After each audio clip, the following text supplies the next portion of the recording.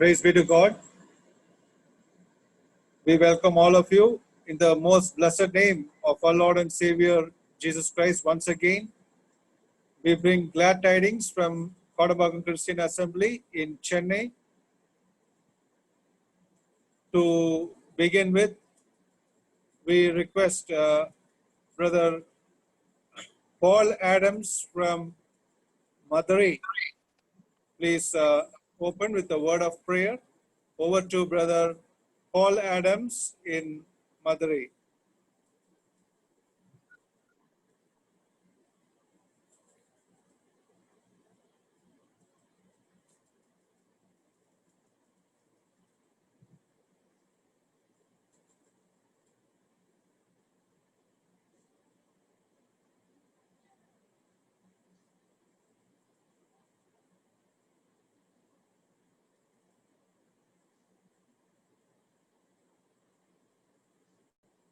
We request Brother John Robert, please open with a word of prayer. Brother John Robert.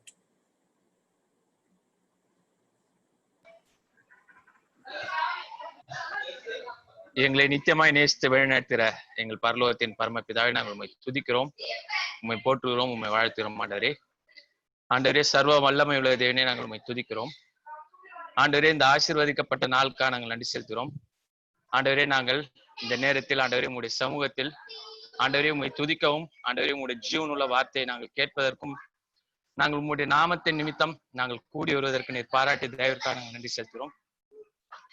ஆண்டவரே நாங்கள் வேறு வேறு இடத்தில் இருந்தாலும் ஆண்டவரே நீர் எங்களை உங்களுடைய சித்தத்தின்படியாக நீர் இங்க இணைத்திருப்பதற்காக நாங்கள் நன்றி செலுத்துகிறோம். ஆண்டவரே எப்பொழுதும் நாங்கள் உண்மை துதிக்கும் போதும் ஆண்டவரே உண்மை பாட்டுகளின் மூலமாக நாங்கள் உண்மை துதிக்கும் போதும் ஆண்டவரே அதை தொடர்ந்து ஆண்டவரே உங்களுடைய ஜீவனுள்ள வார்த்தையை நாங்கள் கேட்கும் போதும் ஆண்டவரே உங்களுடைய பிரசன்னத்தினால் எங்களை ஆண்டு கொள்ள வேண்டும் என்று நாங்கள் வேண்டிக் கொள்வோம். ஆண்டவரே தொடர்ந்து இந்த வேலையை நீர் ஆசீர்வதிக்க வேண்டும் என்று ஆண்டவராய் இயேசு கிறிஸ்துவின் நாமத்தில் ஜெபத்தை எடுக்கிறோம் பரமபிதாவே, ஆமென். Thank you, Brother John Robert.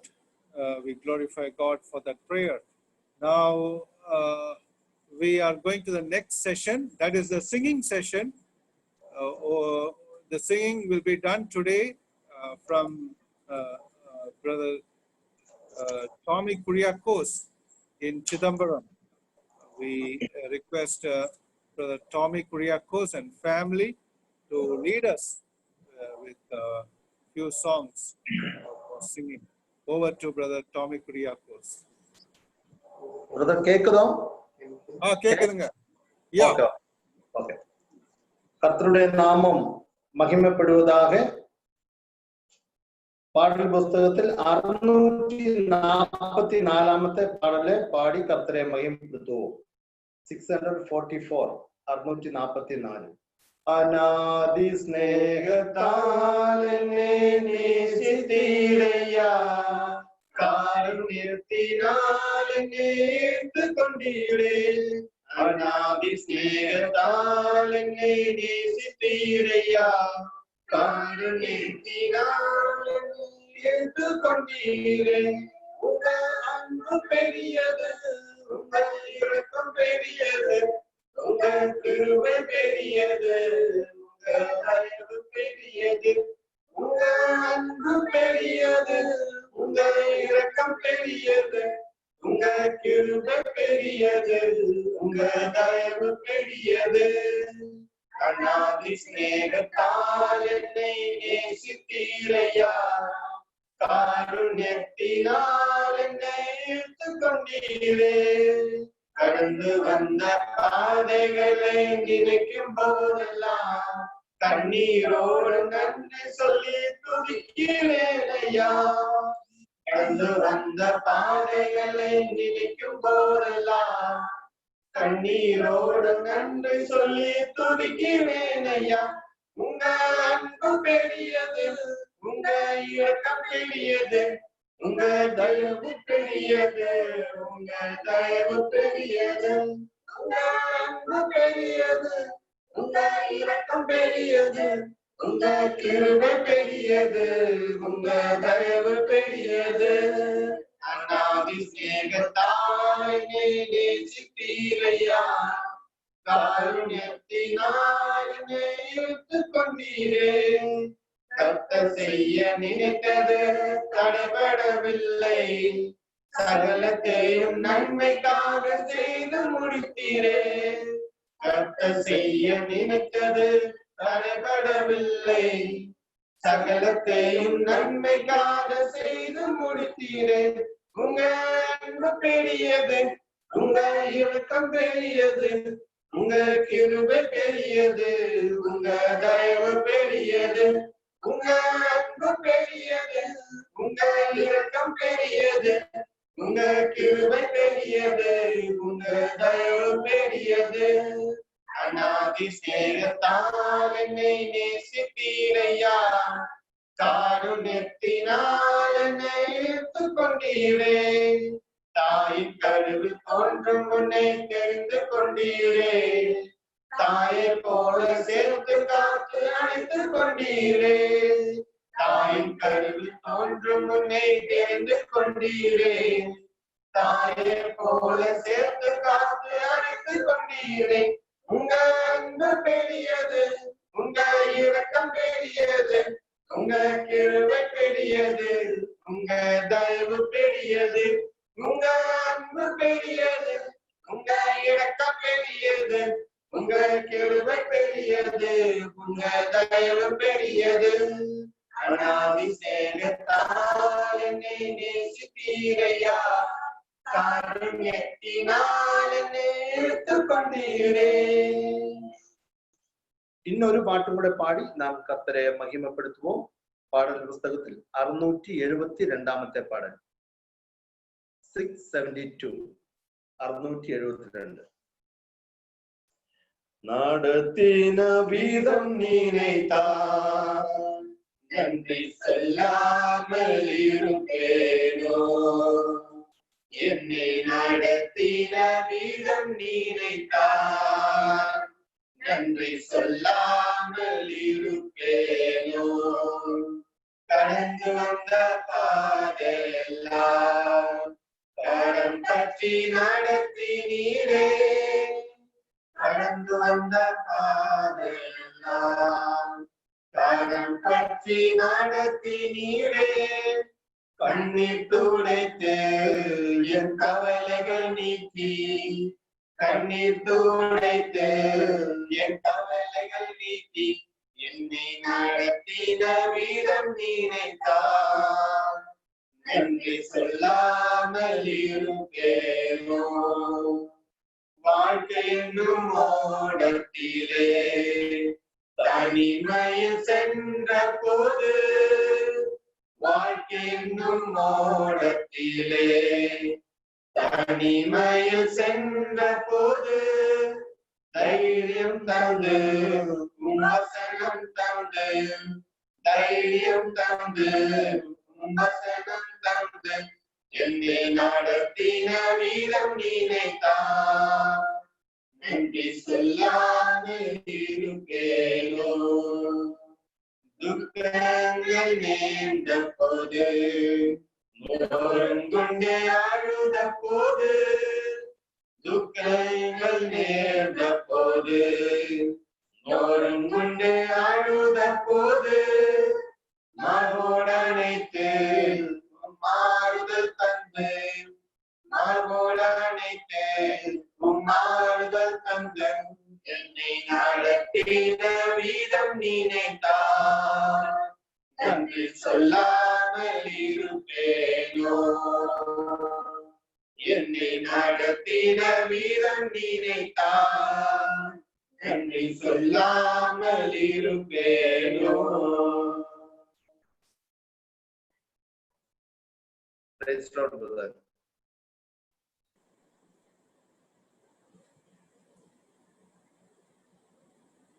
Praise be to God once again for the songs. We thank and Brother Tommy Kuriakos and family from Chidambaram for those songs. We give all glory to God. Once again, we bring glad tidings from Kodambakkam Christian Assembly in Chennai. We welcome all of you in the most blessed name of our Lord and Savior, Jesus Christ.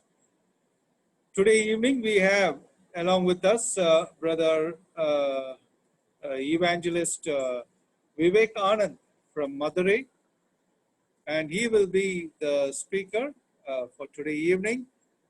We thank God for him and him also for accepting our invitation to this assembly here in Chennai. We praise God for all his ministries he's doing, especially in the translation from Malayalam to Tamil, and even I like his messages he gives in Tamil. It is quite in depth, and we glorify God for that. Today, the topic our dear brother will be dealing with is from the book of Habakkuk, and we will be meditating on that book and studying the various things for God's glory, and may God use each one of us in that way. For the blessing of the message, I request Brother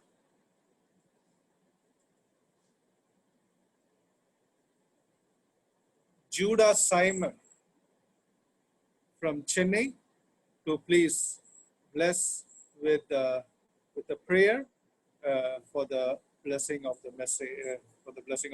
Over to Brother Judah Simon. நாம் ஜெபிக்கலாம்.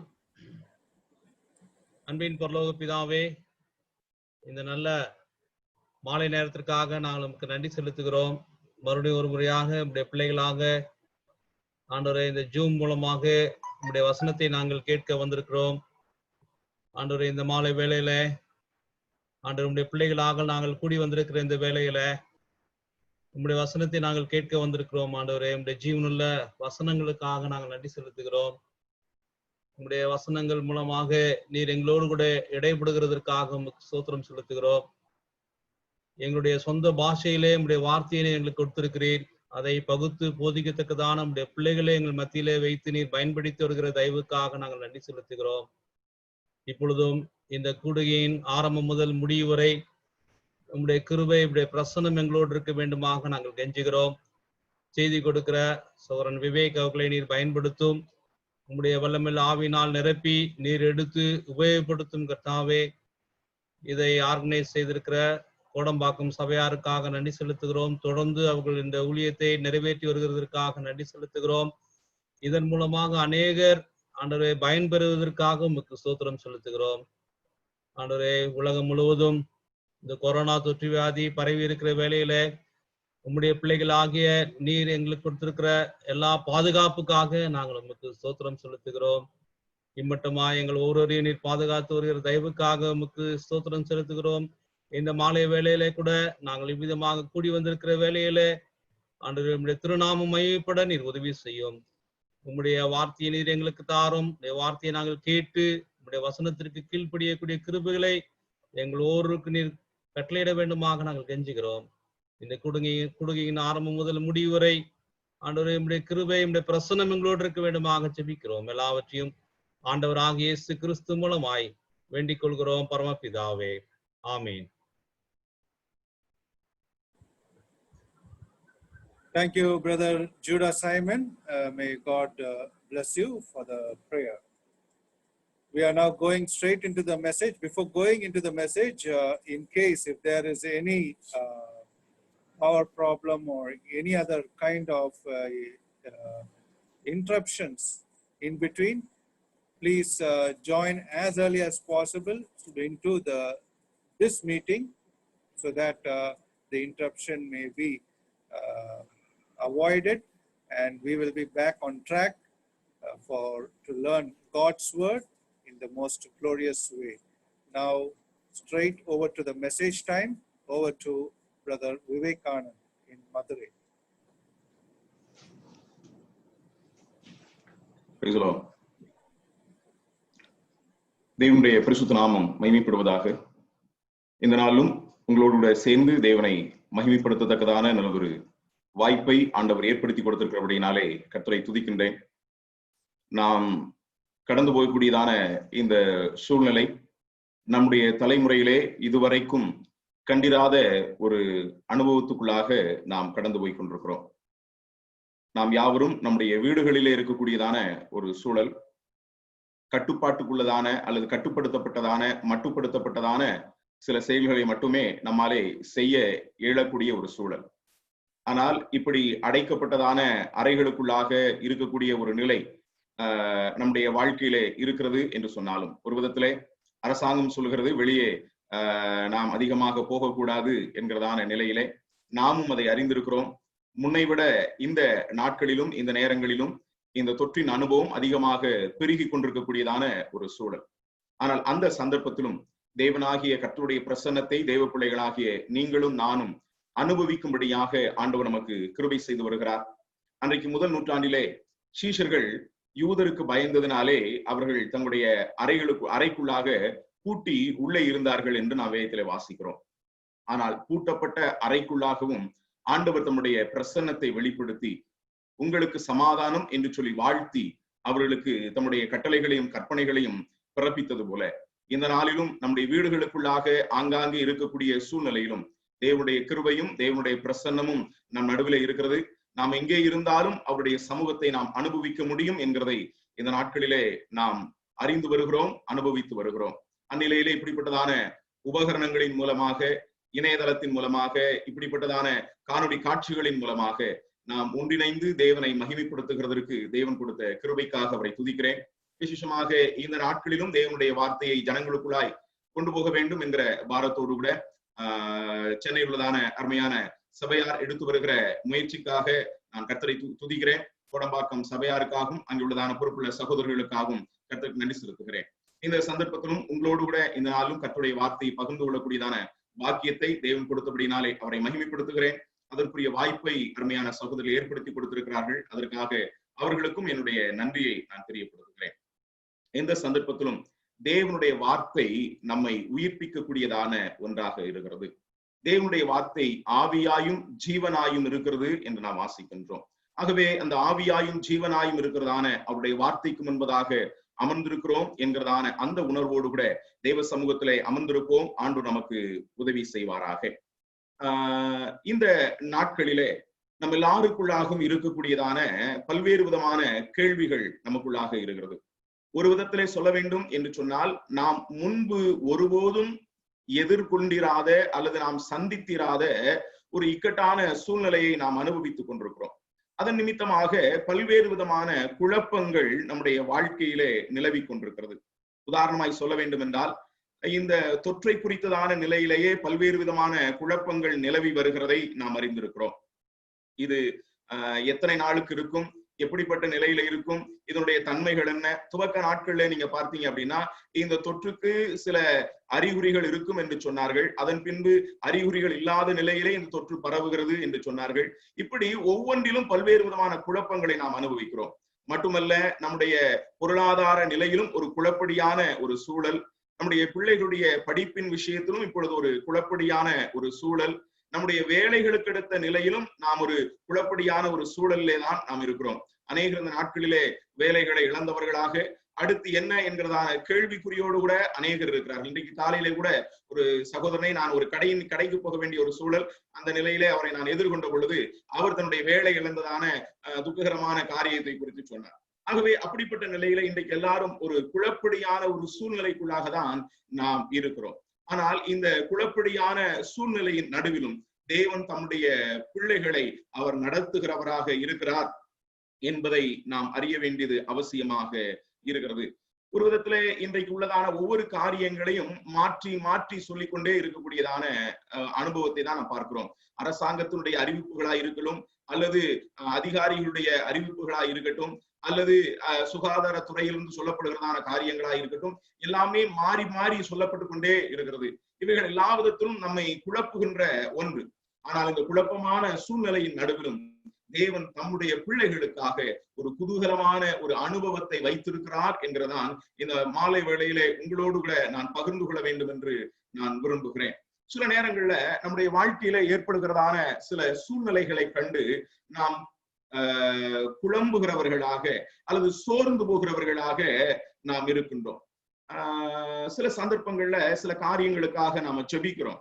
அப்படி ஜெபிக்கும் பொழுது, ஆண்டவரே, எதுவரைக்கும் இந்த அனுபவங்களை நாங்கள் அனுபவிக்க வேண்டும், அல்லது எதுவரைக்கும் இப்படிப்பட்டதான சூழ்நிலையின் வழியாக நாங்கள் கடந்து போக வேண்டி வரும் என்கிறதான கேள்விகளை நமக்குள்ளாக கேட்டுக்கொண்டே இருக்கக்கூடியவர்களாக நாம் இருக்கிறோம். எதுவரைக்கும் என்கிற நிலையிலே பதில் இல்லாத ஒரு அனுபவத்திற்குள்ளாக நாம் கடந்து போகிறோம். அப்படிப்பட்டதான ஒரு சூழ்நிலைகளுக்குள்ளாய் கடந்து போன ஒரு மனிதனை குறித்துதான், அந்த மனிதனுடைய வாழ்க்கையின் மூலமாய் வெளிப்பட்டதான வார்த்தைகளை குறித்துதான் இந்த நாளிலே உங்களோடு கூட நான் பகிர்ந்து கொள்ள வேண்டும் என்று நான் விரும்புகிறேன். நம்முடைய சிந்தனையை அதற்காக ஆபகுக்கின் புத்தகத்துக்கு நேராக திருப்ப வேண்டும் என்று நான் விரும்புகிறேன்.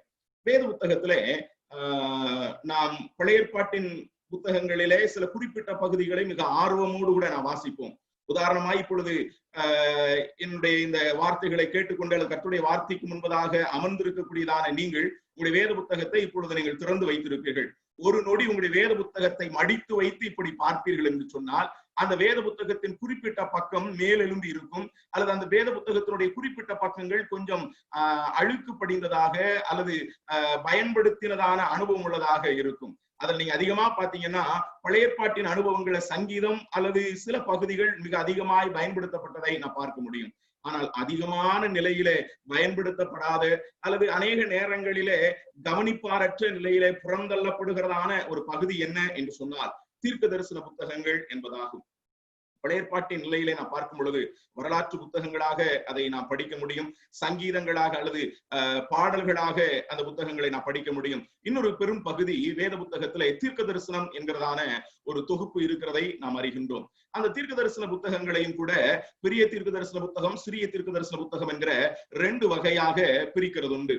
ஒரு விதத்துல பெரிய தீர்க்க தரிசன புத்தகம் என்று சொன்னால் அந்த தீர்க்கதரிசிகள் எல்லாம் மிக பெரியவர்கள் அல்லது பிரபலமானவர்கள் என்ற அர்த்தத்தில் அல்ல.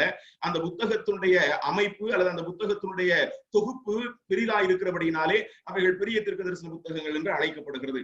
ஆனால் சிறிய தீர்க்க தரிசன புத்தகங்களாக வேத புத்தகத்தின் பழைய ஏற்பாட்டின் பிந்திய பகுதியிலே சுமார் 12 புத்தகங்கள் அமைந்திருக்கிறது என்கிறதை நாம் அறிய வேண்டும். அநேக நேரங்கள்ல இந்த சிறிய தீர்க்க தரிசன புத்தகங்கள் அநேக வேளைகளிலே அது நமக்கு சில நேரங்களில் புரியுதோ புரியலையோ என்கிற நிலையிலே ஒருவேளை வாசிக்க வேண்டியதான ஒரு கிரமத்தின் நிலையில வாசிக்கும் பொழுது ஏதோ கடமைக்காக வாசித்து விட்டு போகிறவர்களாக இருக்கிறோம். ஒருவேளை அதில் சொல்லப்பட்டிருக்கிறதான காரியங்களை அந்த அளவுக்கு நம்மாலே புரிந்து கொள்ள முடிகிறதா, புரிந்து கொள்ள முடியவில்லையா என்று தெரியாத ஒரு சூழலிலே நாம் அவ்விதமாய் கடந்து போகக்கூடியவர்களாக இருக்கிறோம். ஆனாலும் கூட இந்த சிறிய தீர்க்க தரிசன புத்தகங்கள் புறந்தள்ளப்படுகிறதான ஒரு அனுபவத்தை தான் நான் பார்க்கிறோம்.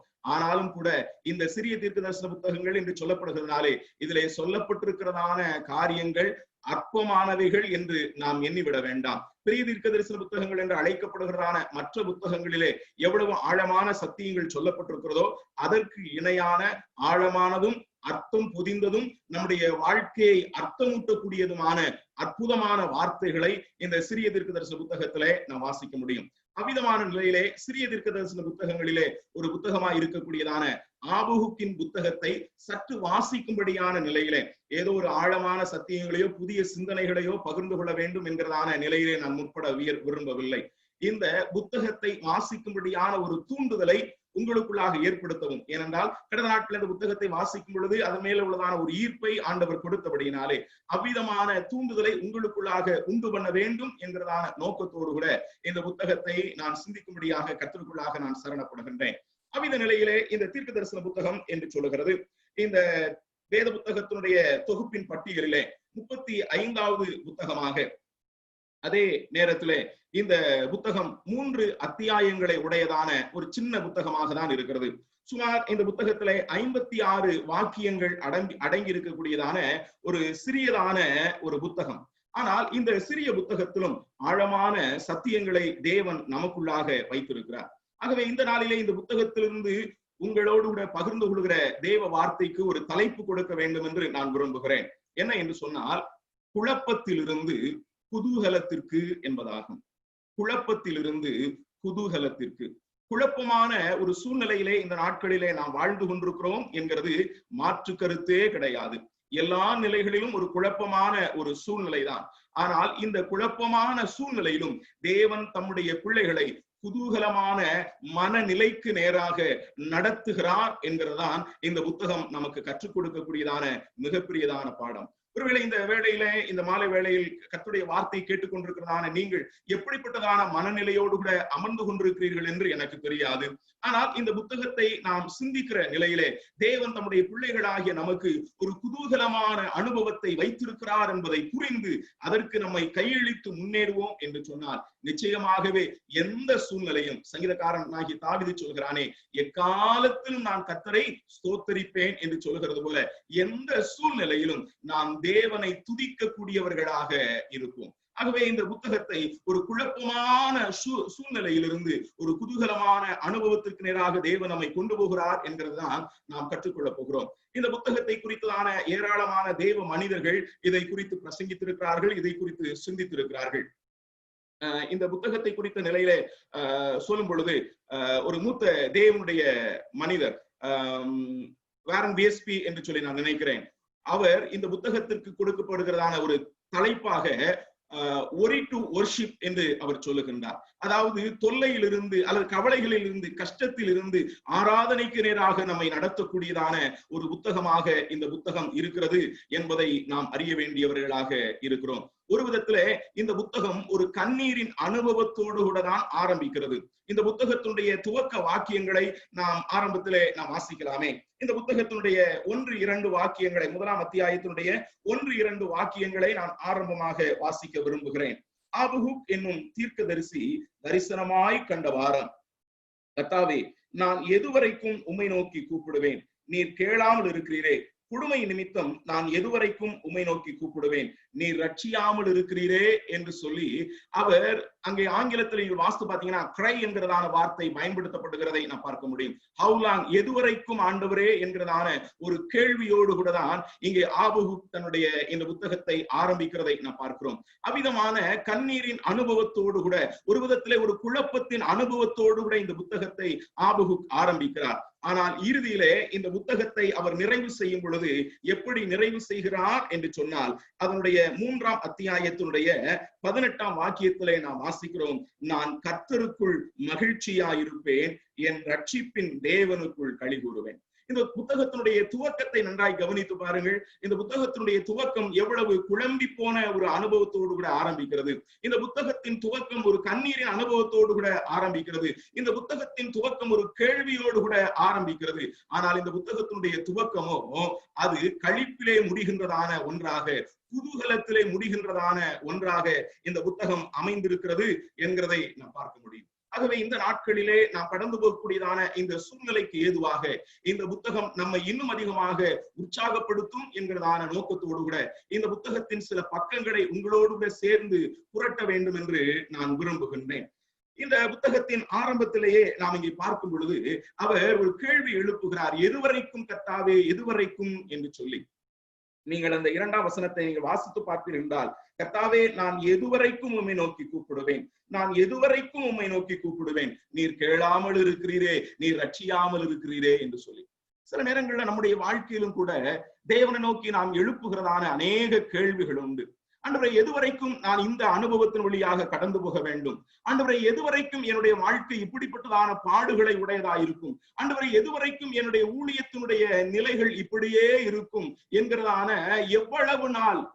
ஒரு விதத்திலே ஒரு பிரபலமான பாடகர், கிறிஸ்தவ பாடகர் பாடுகிறது போல, இன்னும் எத்தனை தூரம் பயணம் செய்யணும் நாதா, இன்னும் எத்தனை காலம் பாடுகள் தேவா, என்னால் தாங்க முடியல, பொறுக்க முடியல அப்படின்னு ஒரு விதத்திலே புலம்புகிறது போலதான் இந்த புத்தகமும் ஆரம்பத்திலே ஒரு புலம்பலின் அனுபவத்திலே இது ஆரம்பிக்கிறது.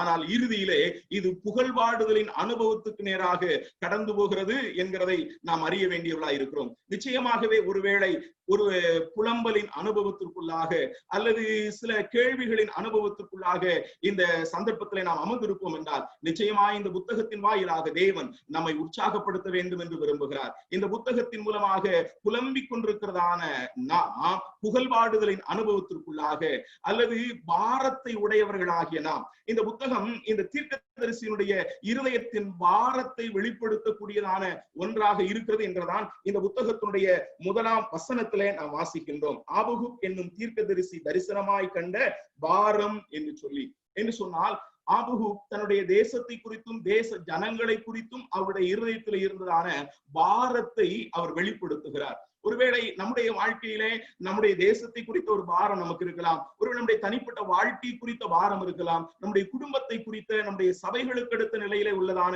ஒரு பாரத்தின் அனுபவத்தோடு கூட நாம் அமர்ந்திருக்கலாம். ஆனால் பாரத்தோடு கூட இருக்கக்கூடிய நம்மை பாடி துதிக்கிறவர்களாக இந்த புத்தகம் மாற்றுகிற ஒன்றாக இருக்கிறது என்பதை நாம் மறந்து விட வேண்டாம். அந்த நிலையிலே இந்த புத்தகத்துக்குள்ளாக நாம் கடந்து போகும் பொழுது இந்த புத்தகம் நிச்சயமாகவே நம்மை பல்வேறு விதங்களிலே கற்றுக்குள்ளாக பலப்படுத்துகிறதான ஒன்றாக இருக்கிறது. ஆபகுக் என்று சொல்லும் பொழுது இந்த புத்தகத்தினுடைய ஆசிரியர் அவர்தான் என்கிறதை நாம் அறிந்திருக்கிறோம். ஆனால் இந்த புத்தகத்தை எழுதின இந்த ஆசிரியருடைய பின்னணியை குறித்து நாம் படிக்க வேண்டும் என்று சொன்னால் எந்த விதத்திலும் அதற்கேற்றதான எந்த குடும்பத்தை சார்ந்தவர் அல்லது எந்த பின்னணியை சார்ந்தவர் என்கிற எந்த ஒரு காரியமும் இந்த புத்தகத்திலே அவரை குறித்து நாம் என்ன செய்ய முடியாது, அறிந்து கொள்ள முடியாது. ஆனால் அதே விதத்திலே இந்த புத்தகத்தின் 3ஆம் அத்தியாயம் என்று சொல்லுகிறது அவர் ஒரு சங்கீதம் பாடுகிற ஒரு அனுபவத்தோடு கூட 3வது அத்தியாயத்தை நீங்கள் கவனிப்பீர்கள் என்றால் ஆபகுக் தீர்க்கதரிசி சிகாயோனில் பாடின விண்ணப்பம் என்று அவர் பாடி துதிக்கக்கூடிய ஒருவராக இருக்கிறதை நான் பார்க்க முடியும். அந்த விதத்திலே இவர் தேவாலய பாடகர்களிலே ஒருவராக அல்லது பாடி துதிக்கிறதான ஊழியத்தை செய்கிறதான லேவி கோத்திரத்தை சார்ந்ததான ஒருவராக இருக்கலாம் என்று சில வேத பண்டிதர்கள் அபிப்பிராயப்படுகிறார்கள். உங்களுடைய சிந்தனைக்காக இதை நான் சொல்ல விரும்புகிறேன். ஆனாலும் இவருடைய வேறு பின்னணியத்தை குறித்து ஒன்றையும் நாம் அறிய முடியாது. சில புத்தகங்களை நாம் வேதத்திலே வாசித்து பார்ப்போம் என்று சொன்னால் தீர்க்க தரிசன புத்தகங்களில் தானே அந்த தீர்க்க தரிசன புத்தகத்தில் அந்த தீர்க்கதரிசி எந்த காலகட்டத்திலே ஊழியம் செய்தார், எந்த நாட்களிலே அந்த ஊழியம் நிறைவேறினது, ஆண்டவர் எப்படிப்பட்டதான சூழ்நிலையிலே அந்த தரிசனத்தை அல்லது அந்த வார்த்தைகளை அவர்களுக்கு கொடுத்தார் என்கிறதை எல்லாம் அந்த புத்தகத்தின் மூலமாக தானே நாம் அறிய முடியும். உதாரணமாய் சொல்ல வேண்டும் என்றால் ஆகாய் தீர்க்க தரிசன புத்தகத்தை நாம் எடுத்து பார்க்கும் பொழுது ஆகாய் தீர்க்க தரிசன புத்தகத்திலே கர்த்தர் தாமே அந்த தீர்க்கதரிசிக்கு தன்னை வெளிப்படுத்துறதான காரியங்களை எல்லாம் ஒரு டைரி எழுதுகிறது போல இத்தனாம் தேதியிலே இத்தனாம் மாதத்திலே என்று சொல்லி கர்த்தர் அவருக்கு தனக்கு தம்முடைய தரிசனங்களை வெளிப்படுத்தின அனுபவங்களை தேதியிட்டு நாட்களை குறிப்பிட்டு அவர் எழுதி வைத்திருக்கிறதை பார்க்க முடியும். அந்த விதத்திலே இந்த ஆபகுக் தீர்க்கதரிசியினுடைய புத்தகத்திலே அவ்விதமான எந்த ஒரு குறிப்பையும் நாம் என்ன செய்ய முடியாது, பார்க்க முடியாது. ஆனால் அதே நேரத்திலே இந்த தீர்க்கதரிசி ஊழியம் செய்த காலகட்டம் என்று சொல்லுகிறது. ஒரு விதத்திலே யூத ஜனங்கள் அல்லது யூதயா ஜனங்கள் அவர்கள் பாபிலோனுக்கு சிறைபிடிக்கப்பட்டு போகிற காலத்திற்கு கொஞ்சம் முந்திய காலகட்டத்திலே இவர் ஊழியம் செய்திருக்கலாம் என்கிறதான அபிப்பிராயம் உண்டு.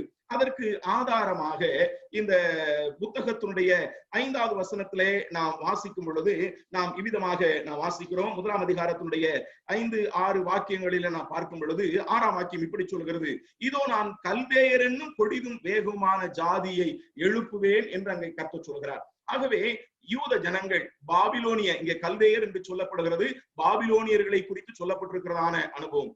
ஆகவே பாபிலோனியர்களை கொண்டு தேவன் யூத ஜனங்களை சிறைப்பிடிக்க கொண்டு போகிறதற்கு முன்பதாக அல்லது அவர்கள் பாபிலோனுக்கு சிறைப்பட்டு போகிறதற்கு முன்பதாக தீர்க்க தரிசனம் உரைத்த ஒரு தீர்க்கதரிசியாக இந்த தீர்க்கதரிசியை நாம் அறிய முடியும். பொதுவாக தீர்க்கதரிசிகளை அல்லது தீர்க்க தரிசன புத்தகங்களை நாம் வகையறுக்கும் பொழுது அதை நாம் புரிந்து கொள்கிறதுக்கு அதனுடைய காலகட்டங்களை சிறையிருப்புக்கு முன்பென்றும் சிறையிருப்பில் என்றும் சிறையிருப்புக்கு பின்பென்றும் நாம் வகையறுத்து படிக்க முடியும். நாம் சிறிய தீர்க்க தரிசன புத்தகங்களே கடைசியாய் சொல்லப்பட்டிருக்கிறதான ஆகாய், சகரியா, மல்கியா போன்றதான தீர்க்கதரிசிகள் சிறையிருப்புக்கு பிந்திய காலகட்டங்களிலே தீர்க்க தரிசனம் உரைத்தவர்கள் என்கிறதை நாம் அறிய முடியும். ஆனால் மற்ற தீர்க்கதரிசிகளாம் சிறையிருப்புக்கு முந்தின காலகட்டங்களிலே தீர்க்க தரிசனம் உரைத்தவர்களாக ஒரு சில தீர்க்கதரிசிகள் எரேமியா, தானியேல் போன்றவர்கள் சிறையிருப்பின் காலகட்டங்களிலே வாழ்ந்ததான தீர்க்கதரிசிகளாக நாம் அறிய முடியும். எப்படியோ இந்த ஆபகுக் என்கிறதான தீர்க்கதரிசி இவர்கள் பாபிலோனுக்கு சிறைப்பட்டு போகிறதற்கு முன்பதாக தீர்க்க தரிசனம் உரைத்ததான ஒரு மனிதர் என்கிறதை நாம் அறிய முடியும். இன்னொரு விதத்திலே சொல்ல வேண்டும் என்றால் இந்த மனிதர் வாழ்ந்திருந்ததான காலகட்டம் என்று சொல்லுகிறது ஒரு செழிப்பான ஒரு காலகட்டத்தின் நிலையிலே தான் அவர் வாழ்ந்திருந்தார் என்கிறதை இந்த அத்தியாயத்தின் 3ஆம் அதிகாரத்தினுடைய பிற்பகுதியிலே சொல்லப்பட்டிருக்கிற ஒரு பிரபலமான வசனத்தின் மூலமாக நாம் அறிய முடியும். அத்தி மரத்தை குறித்தும், திராட்சை செடியை குறித்தும், ஒலிவ மரத்தை குறித்தும், ஆடுகளை குறித்தும், மாடுகளை குறித்தும், மந்தையை குறித்தும் அங்கே எல்லாம் நாம் வாசிக்கிறோம் அல்லவா? அப்படிப்பட்ட நிலையிலே ஒரு செழிப்பான ஒரு அனுபவம் என்று சொன்னால் உசியா ராஜாவுடைய காலகட்டத்தை குறித்து நாம் சிந்திப்போம் என்று சொன்னால் அந்த நாட்களிலே யூத தேசம் மிக செழிப்பான ஒரு அனுபவத்தோடு கூட இருந்தது என்பதை நாம் அறிய முடியும். அவன் ஒரு வெள்ளாண்மை பிரியனாய் இருந்தான் என்று நாம் வேத புத்தகத்தில் வாசிக்கிறோம். ஆகவே அவனுடைய காலகட்டத்திற்கு பிந்திய நிலையிலே தீர்க்க தரிசனம் உரைத்த ஒரு மனிதராக இந்த ஆபகுக்கை நாம் சிந்திக்க முடியும். ஒரு விதத்திலே சிறைவிட்டு போகிறதற்கு அந்த முந்தைய காலகட்டத்திலே யோயாக்கீம் என்கிறதான ராஜா ஆட்சி செய்திருந்தான். ஆகவே அவனுடைய காலகட்டத்தின் நிலையிலே இவன் வாழ்ந்திருந்த ஒரு மனிதன் என்கிறதை நாம் அறிய முடியும். இப்படியே சொல்லிக் கொண்டு போனால் நிறைய சொல்லிக்கொண்டே போக முடியும். ஆனாலும் கூட இந்த புத்தகத்தின் மூலமாக தேவன் நம்மோடு கூட பேசுகிற நிலையிலே இந்த புத்தகத்தின் சில பக்கங்களை உங்களுக்கு நான் புரட்டி காண்பிக்க வேண்டும் என்று நான் விரும்புகிறேன். இந்த புத்தகம் ஆபகுக் என்கிறதான தலைப்பு கொடுத்து நம்முடைய கரங்களிலே கொடுக்கப்பட்டிருக்கிறது. ஆபகுக் என்கிறதான பெயருக்கு தழுவுகிறவன் அல்லது அரவணைப்பு என்ற அர்த்தம். ஆகவே அரவணைப்பு அல்லது தழுவுகிறவன் என்கிறதான அர்த்தத்திலே சிலர் சொல்லுகிறார்கள். ஆனால் அதற்கு எந்த விதமான வேத புத்தகத்துடைய சான்றுகளும் எதுவும் கிடையாது. ஆனால் சிலருடைய அபிப்பிராயத்தின்படி இந்த ஆபகுக் என்கிறவன் அவனுடைய பெயருடைய அர்த்தம் தழுவுதல். ஆபகுக் என்கிறதான அந்த வார்த்தையினுடைய எபிரேய பதம் போன்றவைகளை எடுத்து பயன்படுத்தி, எனக்கு எபிரேயோ கிரேக்கோலாம் தெரியாது, ஆனா அந்த வார்த்தையின் அர்த்தத்தை பயன்படுத்தி சூனேமியால் என்று சொல்லுகிறதான ஒரு பெண்மணியினுடைய வாழ்க்கையிலே தேவன் ஒரு அற்புதத்தை செய்தார். அப்பொழுது எலிசா தீர்க்கதரிசி சொல்லும் பொழுது குறிப்பிட்ட உற்பத்தி காலகட்டத்திலே நீ ஒரு குழந்தையை அணைத்துக் கொண்டிருப்பாய், அரவணைத்துக் கொண்டிருப்பாய் என்று சொல்லுகிறார் அல்லவா? அந்த அரவணைப்பு என்கிற வார்த்தை அந்த குழந்தைக்கு பயன்படுத்தப்படுகிறதாலே அந்த குழந்தை தான் ஆபகுக் என்றும் சொல்லுகிறார்கள். ஆனால் அதற்கு இடைப்பட்ட நிலையிலே சில ஆண்டுகள், சில காலகட்டங்கள் இருக்கிறது. ஆகவே அதை எந்த அளவுக்கு ஒத்துக்கொள்ள முடியும் என்று தெரியவில்லை. ஆனாலும் உங்களுடைய சிந்தனைக்காக அதை நான் சொல்ல விரும்புகிறேன். ஆனால் இந்த மனிதனுடைய பேருக்கேற்ற நிலையிலே இவன் தேவனை அரவணைக்கிறவனாக அல்லது தேவனை இறுக பற்றி கொள்ளுகிறவனாய், ஒரு விதத்தில் சொல்ல வேண்டும் என்றால் இந்த வார்த்தையை சொல்லும் பொழுது யாக்கோபு என்னுடைய ஞாபகத்திற்கு வருகின்றார். அவ்விதமாக யாக்கோபு தேவனை எப்படி பற்றி பிடித்துக் கொண்டானோ, எவ்விதமாய் இறுக பற்றி கொண்டானோ, அவ்விதமாக ஆண்டவரை தழுவுகிறதான ஒரு மனிதனாக இந்த மனிதன், ஆண்டவரோடு கூட போராடுகிற ஒரு மனிதனாக, ஆண்டவரிடத்திலே கேள்விகளை எழுப்புகிறதான ஒரு மனிதனாக இவன் இருந்தான் என்கிறதை நாம் பார்க்க முடியும். ஒரு விதத்துல இந்த புத்தகத்தை குறித்து நாம் புரிந்து கொள்ள வேண்டும் என்று சொன்னால், மற்ற தீர்க்க தரிசன புத்தகத்திலே ஜனங்களுடைய பாவத்தை குறித்தும் அல்லது ஜனங்களுடைய நிலைகளை குறித்தும் அவர்களுக்கு சம்பவிக்க போகிறவைகளை குறித்தும் தீர்க்க தரிசனமாக கண்டித்து உணர்த்துகிறதான வார்த்தைகளை நான் பார்க்க முடியும். ஆனால் இந்த புத்தகத்திலும் அதற்கொத்ததான சில சம்பவங்களும் காரியங்களும் சொல்லப்பட்டிருக்கிறது என்று சொன்னாலும் இந்த புத்தகம் பொதுவாக ஆபகுக்கும் ஆண்டவருக்கும் இடையிலே நடந்ததான ஒரு சம்பாஷணையை தான் இந்த புத்தகம் நமக்கு காண்பிக்கிறது என்பதை நாம் அறிய வேண்டும். ஒரு விதத்திலே சொல்ல வேண்டும் என்றால் தேவனுக்கும் இந்த தீர்க்கதரிசிக்கும் இடையிலே நடந்ததான ஒரு உரையாடல். இந்த புத்தகத்திலே இந்த ஆபகுக் தேவனை நோக்கி சில கேள்விகளை அவர் எழுப்புகின்றார். தன்னுடைய வாழ்க்கையிலே அவர் கடந்து போகிறதான சூழல், அவர் காண்கிறதான அனுபவங்கள், இவைகள் பல்வேறு விதமான கேள்விகளை அவருக்குள்ளாக எழுப்புகிறது. நாமும் கூட இந்த நாட்களிலே கடந்து போகிறதான சூழலும், நாம் காண்கிறதான காரியங்களும், நம்முடைய மனதின் எண்ணங்களும் பல்வேறு விதமான கேள்விகளை நமக்குள்ளாக எழுப்புகிறது. ஒரு விதத்திலே பல்வேறு விதமான குழப்பங்களை நம்முடைய வாழ்க்கையில உண்டு பண்ணுகிறதாக இருக்கிறது. ஆனால் அப்படிப்பட்டதான குழப்பங்களின் நடுவிலே இந்த தேவனுடைய மனிதன் அவன் தேவனை நோக்கி சில கேள்விகளை என்ன செய்தான்? எழுப்பினான். அவ்விதமாய் தேவனை நோக்கி அவன் எழுப்பினதான கேள்விகளுக்கு தேவனாகிய கர்த்தர் அவனுக்கு கொடுத்த பதில்களை தான் இந்த புத்தகத்திலே நான் பார்க்க முடியும். இறுதியாக ஆண்டவர் எல்லாவற்றையும் நன்மைக்கு எதுவாக செய்வார் என்கிறதான நிலையிலே ஆண்டவருக்கு தன்னை அர்ப்பணித்து புதிவாடலோடு கூட இந்த புத்தகத்தை இந்த தீர்க்கதரிசி நிறைவு செய்கிறார் என்கிறதான் இந்த புத்தகத்திலே நாம் பார்க்கக்கூடியதான காரியமா இருக்கிறது. சரி, இனி இந்த புத்தகத்துக்குள்ளாக நாம் கடந்து செல்ல வேண்டும் என்று நான் விரும்புகிறேன். இந்த புத்தகத்தை படிக்கிறதற்காக 7 பிரிவுகளாக இந்த புத்தகத்தை நான் படிக்க முடியும். 7 நிலைகளிலே அந்த காரியங்களை தொடர்ச்சியாக உங்களோடு 1-2 காரியங்களாக நான் சொல்லி கடந்து போக வேண்டும் என்று நான் விரும்புகிறேன். இந்த புத்தகத்தின் முதல் பகுதியாக அதனுடைய முதல் வாக்கியம் இந்த புத்தகத்தினுடைய முன்னுரையாக அல்லது இந்த புத்தகத்தினுடைய பொருளடக்கமாக பொருளை வெளிப்படுத்துகிற ஒன்றாக இருக்கிறது என்பதை நாம் அறிய வேண்டும். என்ன இந்த தீர்க்கதரிசியினுடைய பாரம், அதை ஏற்கனவே நான் உங்களுக்கு சொன்னேன். இவன் தன்னுடைய இருதயத்திலே தேவ ஜனங்களை குறித்ததான தன்னுடைய பாரத்தை அல்லது தேவ ஜனங்களை குறித்ததான தன்னுடைய இருதய வெம்பலை வெளிப்படுத்துகிறதான வார்த்தைகள் தான் இந்த புத்தகத்திலே அடங்கி இருக்கிறது. அவ்விதமாக இந்த புத்தகத்திலே அவன் தேவ ஜனங்களை குறித்ததான அவனுடைய இருதயத்திலே எழும்பினதான பாரம் கேள்விகளாக உண்டானது என்கிறதை பார்க்கிறோம்.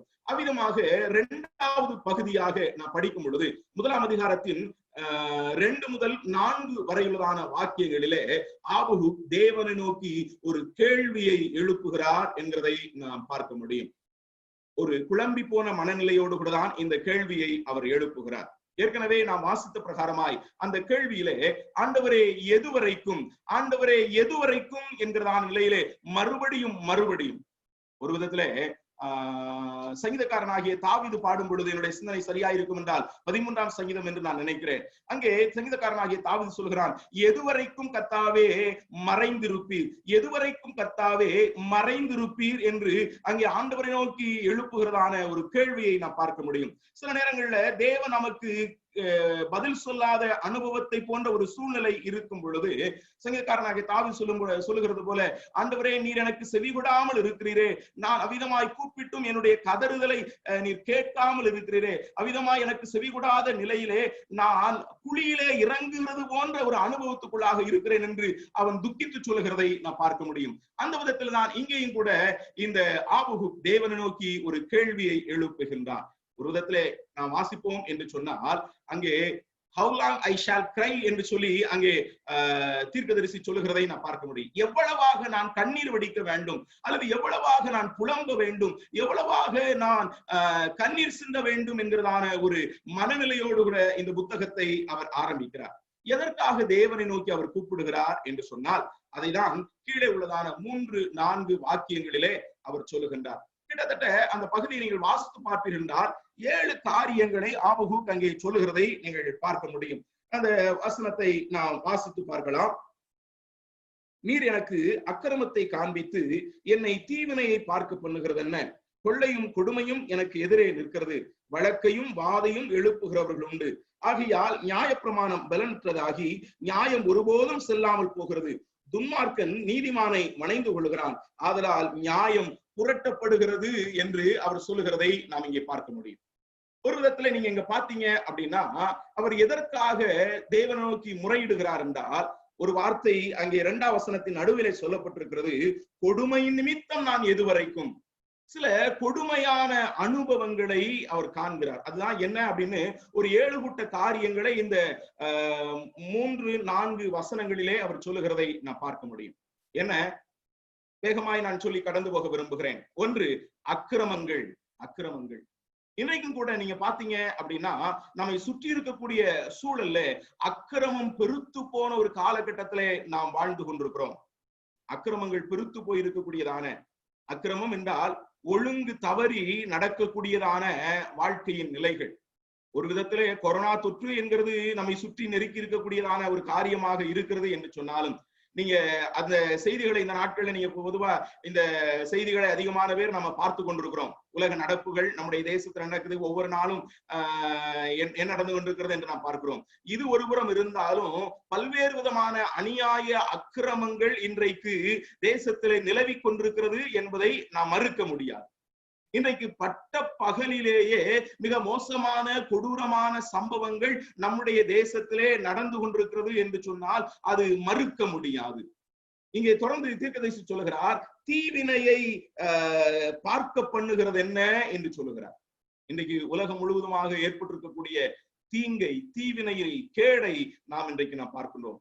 மட்டுமல்ல, கொள்ளையும் வன்முறையும் இன்றைக்கு நடந்து கொண்டிருக்கிறது. கொள்ளையும் வன்முறையின் சம்பவங்களும் கொஞ்ச நாளைக்கு முன்னால எங்களுடைய மதுரையிலே கூட ஒரு போதகர் அவர் திருடராய் மாறி போனார் என்ற ஒரு செய்தி வந்ததை நீங்கள் பல பத்திரிகையில நீங்க பார்த்திருப்பீங்க. சிலர் கூட போன் பண்ணி கேட்டாங்க, ஒருவேளை நம்முடைய சபையுடைய ஒரு பெயர்தலை சொல்லப்பட்டது நிமித்தமாக அநேகர் பிரதர் அவர் நம்முடைய சபையை சார்ந்தவரா என்றெல்லாம் கேட்டாங்க. அவருக்கு நமக்கு நம்முடைய சபைக்கும் சம்பந்தம் இல்லை அப்படின்னு சகோதரர் அதை குறித்து விளக்கி சொன்னாங்க. எப்படியோ இருக்கட்டும். ஆனா இன்னைக்கு பாத்தீங்கன்னா கொள்ளையும் கொடுமையும் நிறைந்ததான ஒரு சூழலை நாம் பார்க்கின்றோம். மட்டுமல்ல வழக்கும் வாதும். இன்னைக்கு சும்மா பாத்தீங்கன்னா தேவையில்லாத சண்டைகளும் பிரச்சனைகளையும் இன்றைக்கு நான் பார்த்து கொண்டிருக்கிறோம். எல்லையிலே நடந்து கொண்டிருக்கிறதான பிரச்சனை, யுத்தம் செய்து அல்லது துப்பாக்கிகளையும் வெடிகுண்டுகளையும் பயன்படுத்தி யுத்தம் செய்திருந்தார்கள் என்றால் நம்மாலே புரிந்து கொள்ள முடிகிறது. கைகலப்பிலே 20 பேர் செத்து போனார்கள், அந்த பக்கம் எத்தனை பேர் அப்படி நமக்கு தெரியல அப்படின்னு சொல்லுகிறது எவ்வளவு துக்ககரமான காரியம். இன்றைக்கு வழக்கும் வாதும் எழும்பிக் கொண்டிருக்கிறதான ஒரு சூழலை நாம் பார்க்கின்றோம். மட்டுமல்ல இன்றைக்கு நியாயம் எடுபடாமல் போகிற ஒரு அனுபவத்தை நாம் பார்க்கிறோம். அங்கே அவன் சொல்லுகின்றான், நியாயப்பிரமாணம் பலனற்றாகிறது, நியாயம் செல்லாமல் போகிறது. இன்னைக்கு சட்டத்துக்கு மதிப்பே கிடையாது. நீதி விசாரணை செய்ய வந்த நீதிபதியே கேள்வி கேட்கக்கூடியதான அல்லது அவரையே அவமரியாதை செய்யக்கூடியதான ஒரு காலகட்டத்திலே இந்த நாட்களிலே நாம் வாழ்ந்து கொண்டிருக்கிறோம். இன்றைக்கு சட்டம் துச்சமா எண்ணப்படுகிறதான ஒரு நிலைக்குள்ளாக மாறி போயிருக்கிறதை நாம் பார்க்கிறோம். மட்டுமல்ல நீதிமானை துன்மார்க்கன் வளைந்து கொள்ளுகிறதான ஒரு நிலை.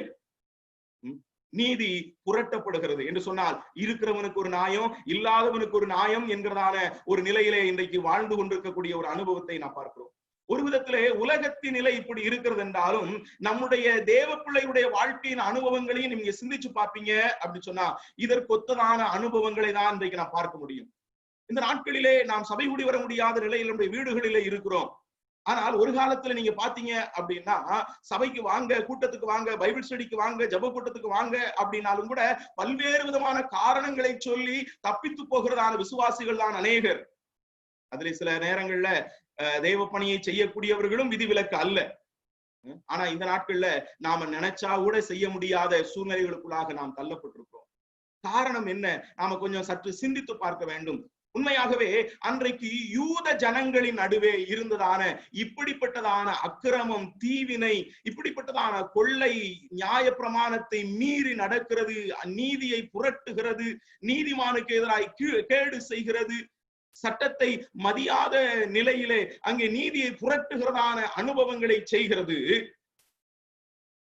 அன்றைக்கு ஆபகுக் தீர்க்கதரிசிக்குள்ளாக அந்த ஜனங்களை குறித்ததான ஒரு துக்கத்தை உண்டு பண்ணினது. இன்னைக்கு சில நேரங்கள்ல தேவ வசனம் சங்கீதக்காரன் சொல்லுகிறது போல உம்முடைய வாக்கை காத்து நடவாதபடியினாலே நீர்த்தாரைகளின் கண்களில் வடிகிறது என்று சங்கீதக்காரன் சொல்லுகிறானே, அதுபோல இன்றைக்கு வசனத்தை துச்சமா எண்ணுகிறதான ஒரு நிலை. உண்மை சொல்லணும்னா தேவ பிள்ளைகளுடைய வாழ்க்கையிலும் இன்றைக்கு தேவனை குறித்ததான தேவ சமூகத்தை குறித்ததான மிக துக்ககரமான அனுபவத்தை தான் இன்றைக்கு நான் பார்க்க முடிகிறது. ஒரு விதத்துல இப்படிப்பட்ட காணொளி காட்சிகள்ல உட்கார்ந்து நம்ம தேவனுடைய வசனத்தை கேட்கிறோம். இன்றைக்கும் இந்த காணொளி காட்சியிலே அதிகமான பேர் நீங்கள் பார்த்து கொண்டிருக்கிறீர்கள். ஆனா எத்தனை பேர் உண்மையாக தேவ சமூகத்துல உட்கார்ந்து பார்த்து கொண்டிருக்கிறோம் என்கிற உணர்வோடு கூட உட்கார்ந்து கொண்டிருக்கிறோம் என்று சொன்னால் அது மிக குறைவு. நான் தைரியமாகவே சொல்லுகிறேன். பல எங்களுடைய சபையிலும் இதே போன்றதான நிலையில இடைநாட்கூட்டங்களும் ஆராதனை கூட்டங்களும் பல நிலைகள்ல இதே போன்றதான காணொலி காட்சிகள் நடத்துகிறோம். பல சபைகளின் கூட்டங்களும் இது போன்ற நிலையை நான் பங்கு பெறுகிறேன். துக்ககரமாய் ஒன்று சொல்ல விரும்புறேன் தெரியுமா?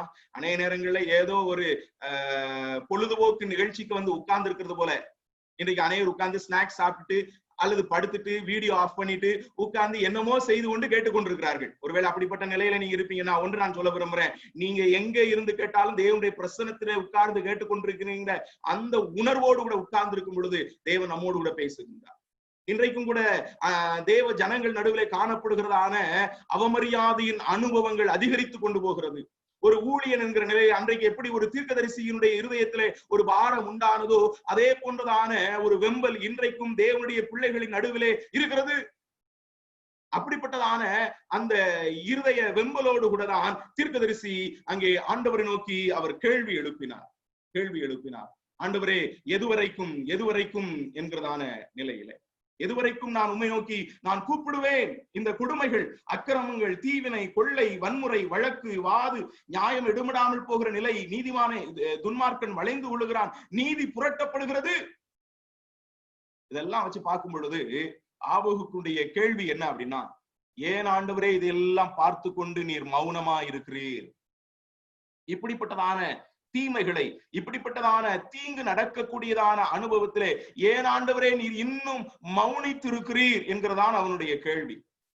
இன்னைக்கும் கூட நம்மகிட்ட இதே போன்றதான கேள்விகள் அநேகம் இருக்கிறது அல்லவா? பொதுவா சொல்லணும் அப்படின்னா, இவனுடைய கேள்விகளை படிப்படியாய் சொல்ல வேண்டும் என்றால், மொத்தமா சுருக்கி சிந்திக்கணும்னா ஒரு 3 நிலைகளில இந்த மனிதனுடைய கேள்வியை நாம சிந்திக்க முடியும். என்ன தெரியுமா? ஒன்று, துன்மார்க்கன் தண்டிக்கப்படாதது ஏன்? இன்னைக்கு அவன் தப்பு செய்யறான்னு தெரியுது, ஆனா தப்பு செய்தும் இன்றைக்கு துன்மார்க்கர்கள் தண்டிக்கப்படாமல் இருக்கிறார்களே. துன்மார்க்கர்கள் தண்டிக்கப்படாமல் இருக்கிறார்களே. இன்னைக்கும் சமுதாயத்தில் நடக்கக்கூடியதான அனுபவங்களை பார்க்கும் பொழுதும் நம்முடைய மனசிலும் அதே கேள்வி இருக்கிறது அல்லவா?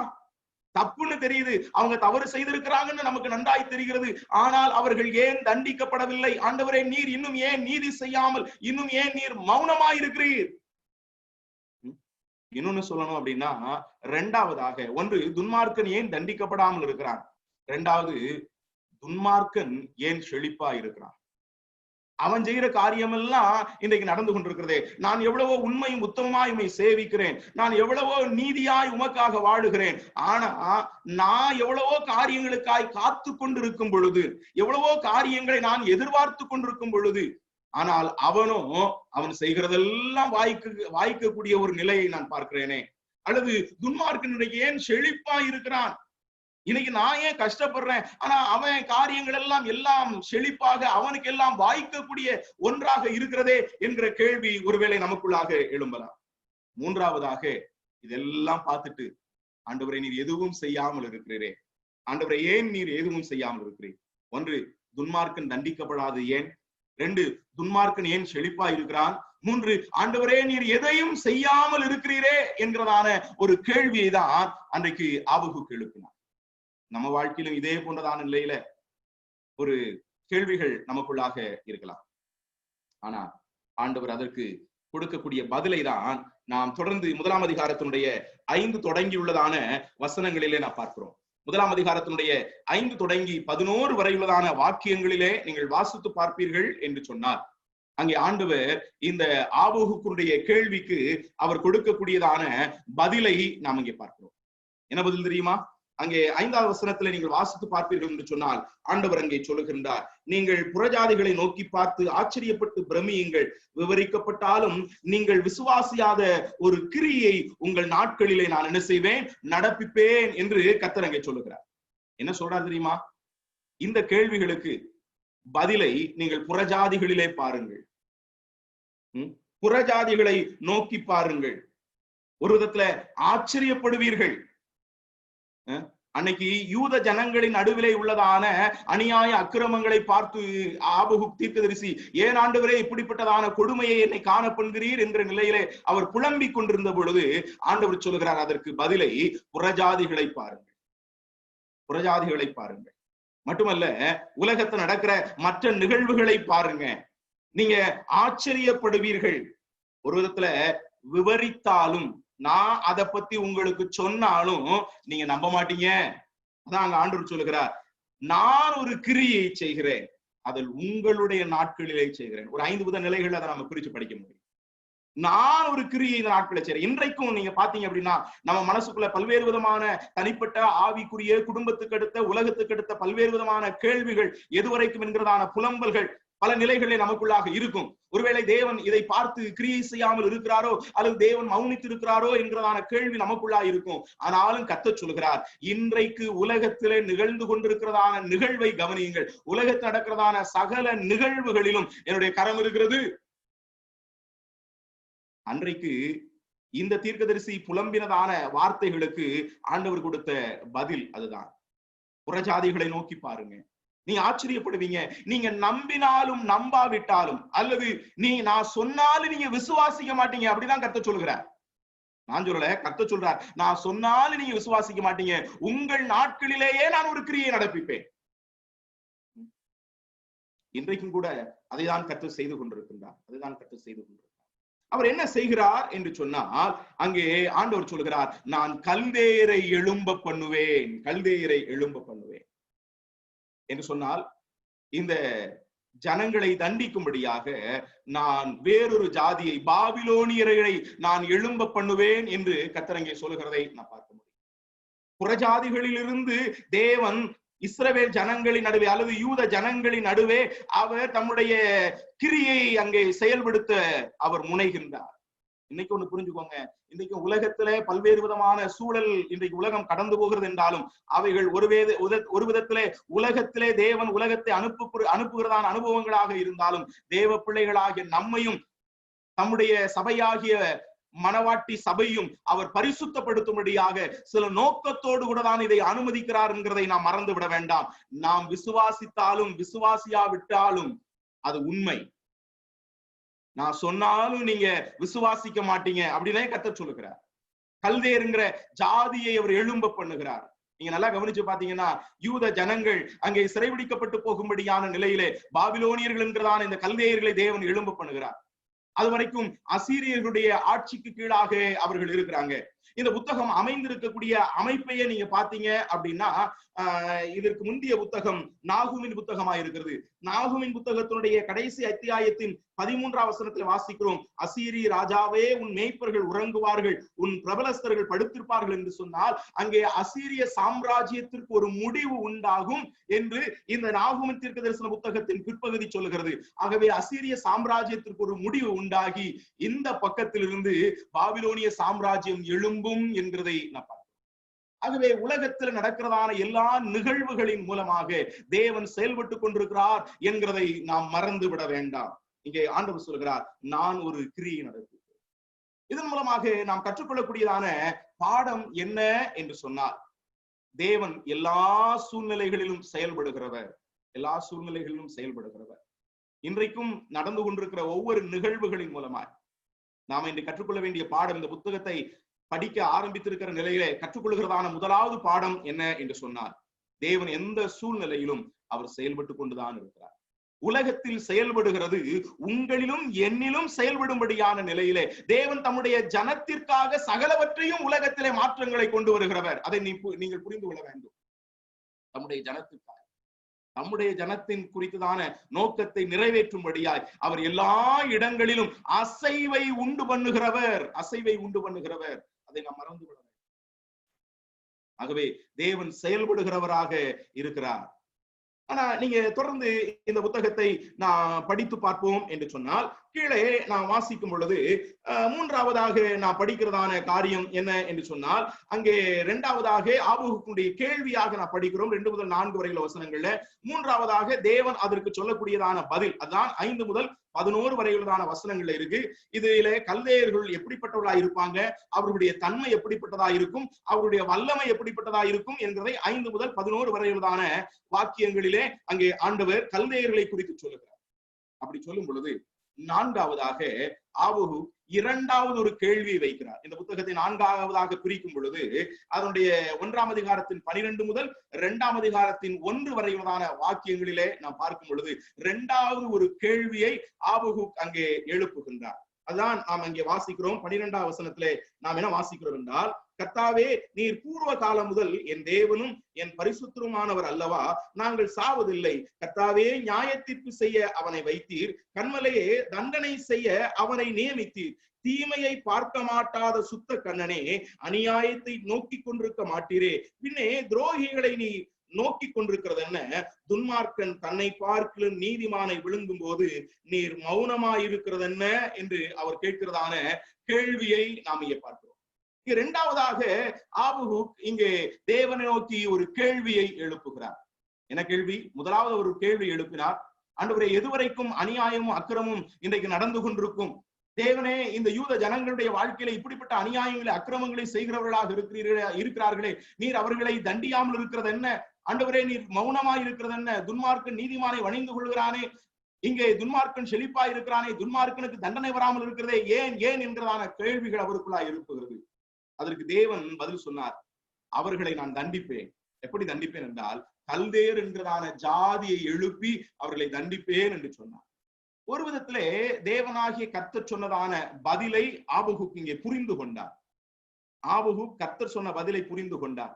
கர்த்தர் இந்த ஜனங்களை நியாயம் தீர்க்கிறதற்காக அல்லது இந்த ஜனங்கள் நடுவிலே தம்முடைய நீதியை வெளிப்படுத்தும்படியாக புறஜாதிகளை எழும்ப பண்ணி அல்லது கல்வேயர்களை கொண்டு வந்து தேவன் நியாயம் செய்வார் என்கிறதை அவர் புரிந்து கொண்டார். ஆனால் ஆபகுக் அதை புரிந்து கொண்டாலும் ஆபகுக்கினாலே அதை அங்கீகரிக்க முடியவில்லை. ஆபகுக் கர்த்தருடைய வார்த்தையை அவராலே ஏற்றுக்கொள்ள முடியவில்லை. புரிந்து கொண்டார். இன்னைக்கும் கூட நம்மிலே அநேகர் அப்படிதான்.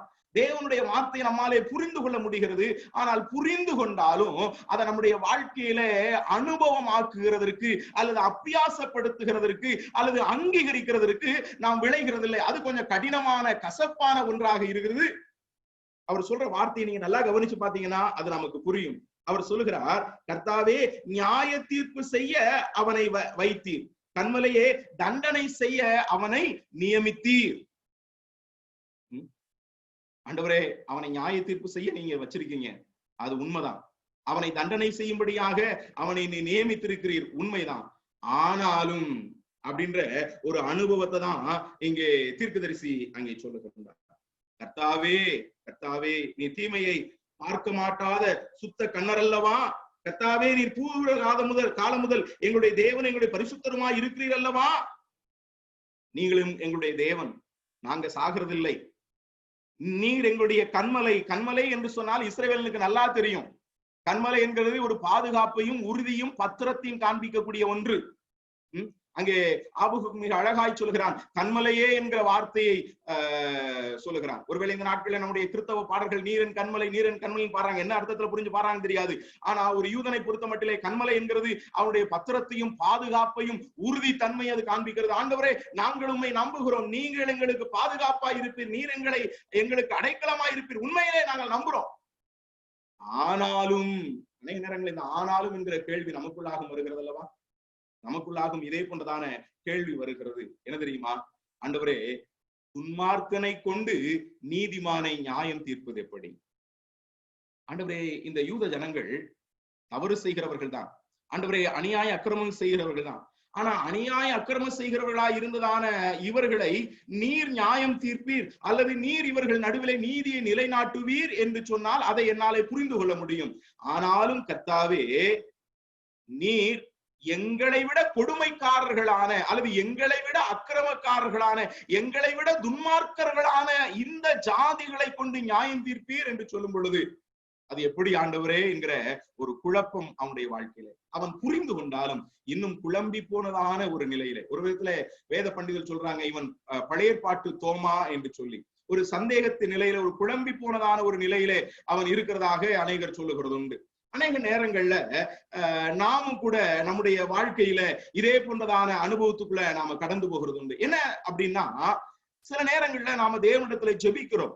ஆனா ஜெபிக்கும் பொழுது தேவன் நாம நினைக்கிறது மாதிரியே நமக்கு பதில் கொடுக்க வேண்டும் என்கிற எண்ணம் நமக்குள்ள இருக்குது. ஏன் அநேக நேரங்கள்ல நம்முடைய குழப்பத்திலிருந்து நாம விடுதலை அடைய முடியல அப்படின்னா, இங்க நாம் இரண்டாவதாக கற்றுக்கொள்கிற பாடம் ஒன்று, தேவன் அவருக்கு மௌனமா இல்லை. உலகத்தின் எல்லா நிகழ்வுகளின் மூலமாகவும் அவர் செயல்பட்டு கொண்டேதான் இருக்கிறார். விசேஷமாய் தம்முடைய ஜனத்திற்காகவும் அவர் செயல்பட்டு கொண்டே இருக்கிறார். ராஜாக்களை தள்ளி ராஜாக்களை ஏற்படுத்துகிறவர் அவர். உலகத்தின் சாம்ராஜ்யங்களுடைய மாற்றங்கள் எல்லாம் வேத புத்தகத்திலே அவரை குறித்ததான, அவருடைய திட்டத்தை குறித்ததான ஒரு ஒழுங்குக்காக தான் சகலவற்றை செய்கிறார் என்கிறதை கால கிரமங்களோடு கூட வேத புத்தகத்தை ஒப்பிட்டு சிந்திக்கும் பொழுது நாம் அறிந்து கொள்ள முடியும். ஆகவே தேவன் அவர் மௌனமாய் இருக்கவில்லை, அவர் செயல்பட்டு கொண்டே இருக்கிறார். நாம் ஆச்சரியப்படத்தக்கதான நிலையிலே, நாம் விவரித்தாலும் விசுவாசிய முடியாத நிலையிலே அவர் கிரியை செய்து கொண்டே இருக்கிறார். இந்த நாட்களிலும் அவர் கிரியை செய்து கொண்டே இருக்கிறார். இரண்டாவதாக நாம கற்றுக்கொள்ளக்கூடிய பாடம் என்ன என்று சொன்னால், சில நேரங்கள்ல நம்ம வாழ்க்கையில தேவனை நோக்கி பல சந்தர்ப்பங்களை கேள்விகளை எழுப்புகிறோம். தவறல்ல, தேவனை நோக்கி கேள்வி எழுப்புகிறதற்கும் தேவனிடத்திலே கேட்கிறதற்கு நமக்கு உரிமை உண்டு.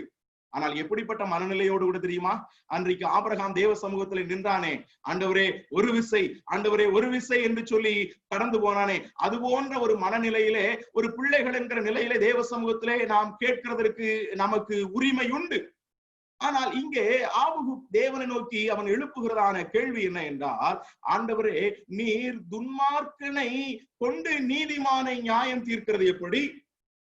நீதிமானை நியாயம் தீர்க்கிறது எப்படி அப்படின்னா, இவர் மனசிலேயே தேவன் இப்படிதான் செயல்படணும் அல்லது இப்படிதான் செயல்படுவார் என்கிறதான ஒரு வரையறையை வைத்திருக்கிறார். அநேக நேரங்கள் நம்முடைய ஜபம் இப்படிதாங்க. என்ன பண்ணுவோம் தெரியுமா? எல்லாத்தையும் நாம சொல்லிட்டு கீழே ஆண்டவரே நீங்க கையெழுத்து போடுங்க அப்படின்னு தான் நம்ம சொல்லுவோம். நம்முடைய அநேகருடைய ஜபமும் அநேகருடைய எதிர்பார்ப்பும் அதுதான். நாம எல்லாத்தையும் சொல்லிடுவோம். நம்முடைய வாழ்க்கையில இதுதான் நடக்கணும், இப்படிதான் நடக்கணும் அப்படின்னு எல்லாவற்றையும் திட்டம் வைத்து விடுவோம். ஆனா இறுதியிலே தேவனே நீர் இப்படி செய்ய வேண்டும் என்று அவரிடத்துல ஒப்புதல் வாங்குகிறதுக்காய் போகிறது போலதான் நம்முடைய ஜெபம். தேவன் இது போலதான் செயல்படணும்னு சில நேரங்கள்ல நம்முடைய குறுகிய மன வட்டத்துக்குள்ளாக அவரை அடைத்து வைத்துக் கொள்கிறோம். ஆனா தேவன் அப்படிப்பட்டதான நிலையிலே இருக்கிறவர் அல்ல.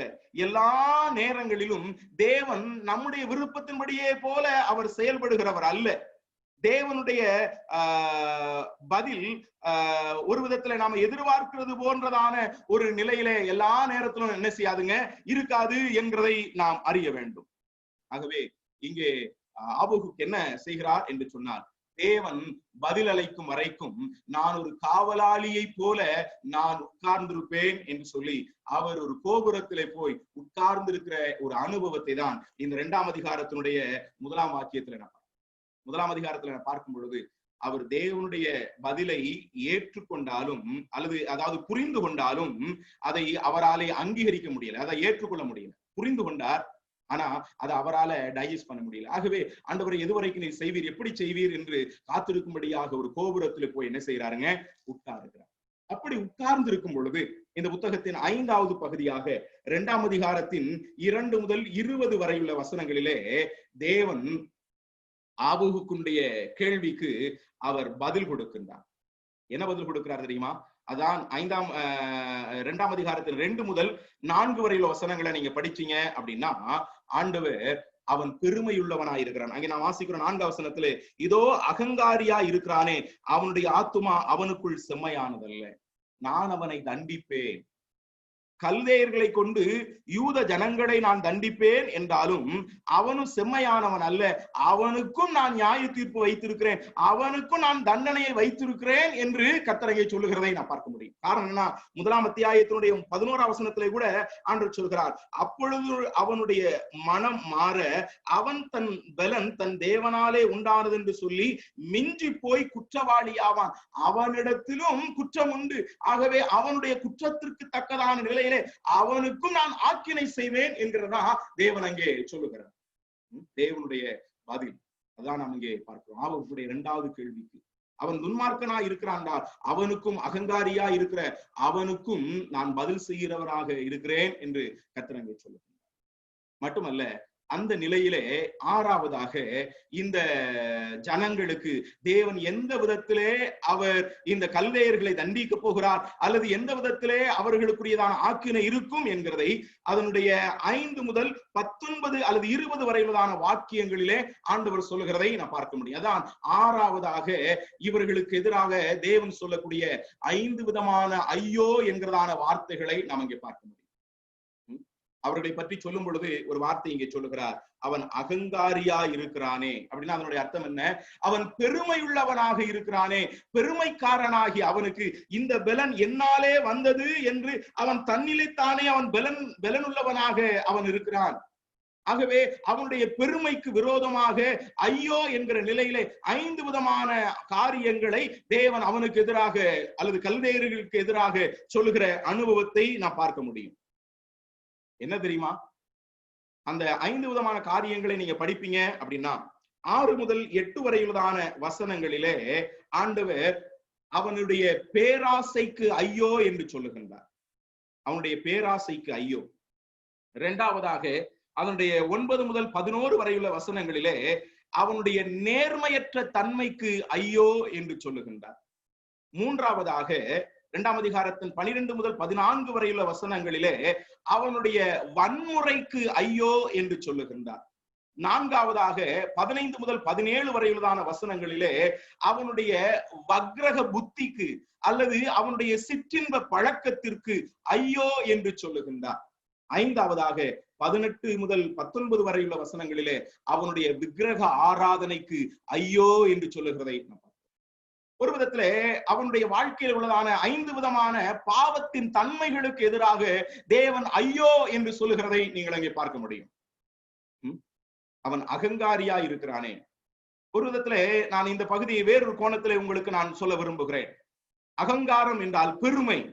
இன்றைக்கும் கூட மனிதர்களுடைய வாழ்க்கையிலே பெருமை எவ்வளவாய் உச்சந்தலை முதல் உள்ளங்கால் வரைக்குமாய் ஒரு அட்டை பூச்சியை போல ஒட்டி கொண்டிருக்கிறது என்கிறதை நாம் அறிய வேண்டும். மனுஷன் நீங்க பாத்தீங்க அப்படின்னா, மனிதன் அந்த அளவுக்கு பெருமை பிடித்தவனாக இருக்கிறான். தேவன் எதிர்த்து இருக்கக்கூடிய ஒரு மிகப்பெரியதான பாவம் என்ன தெரியுமா?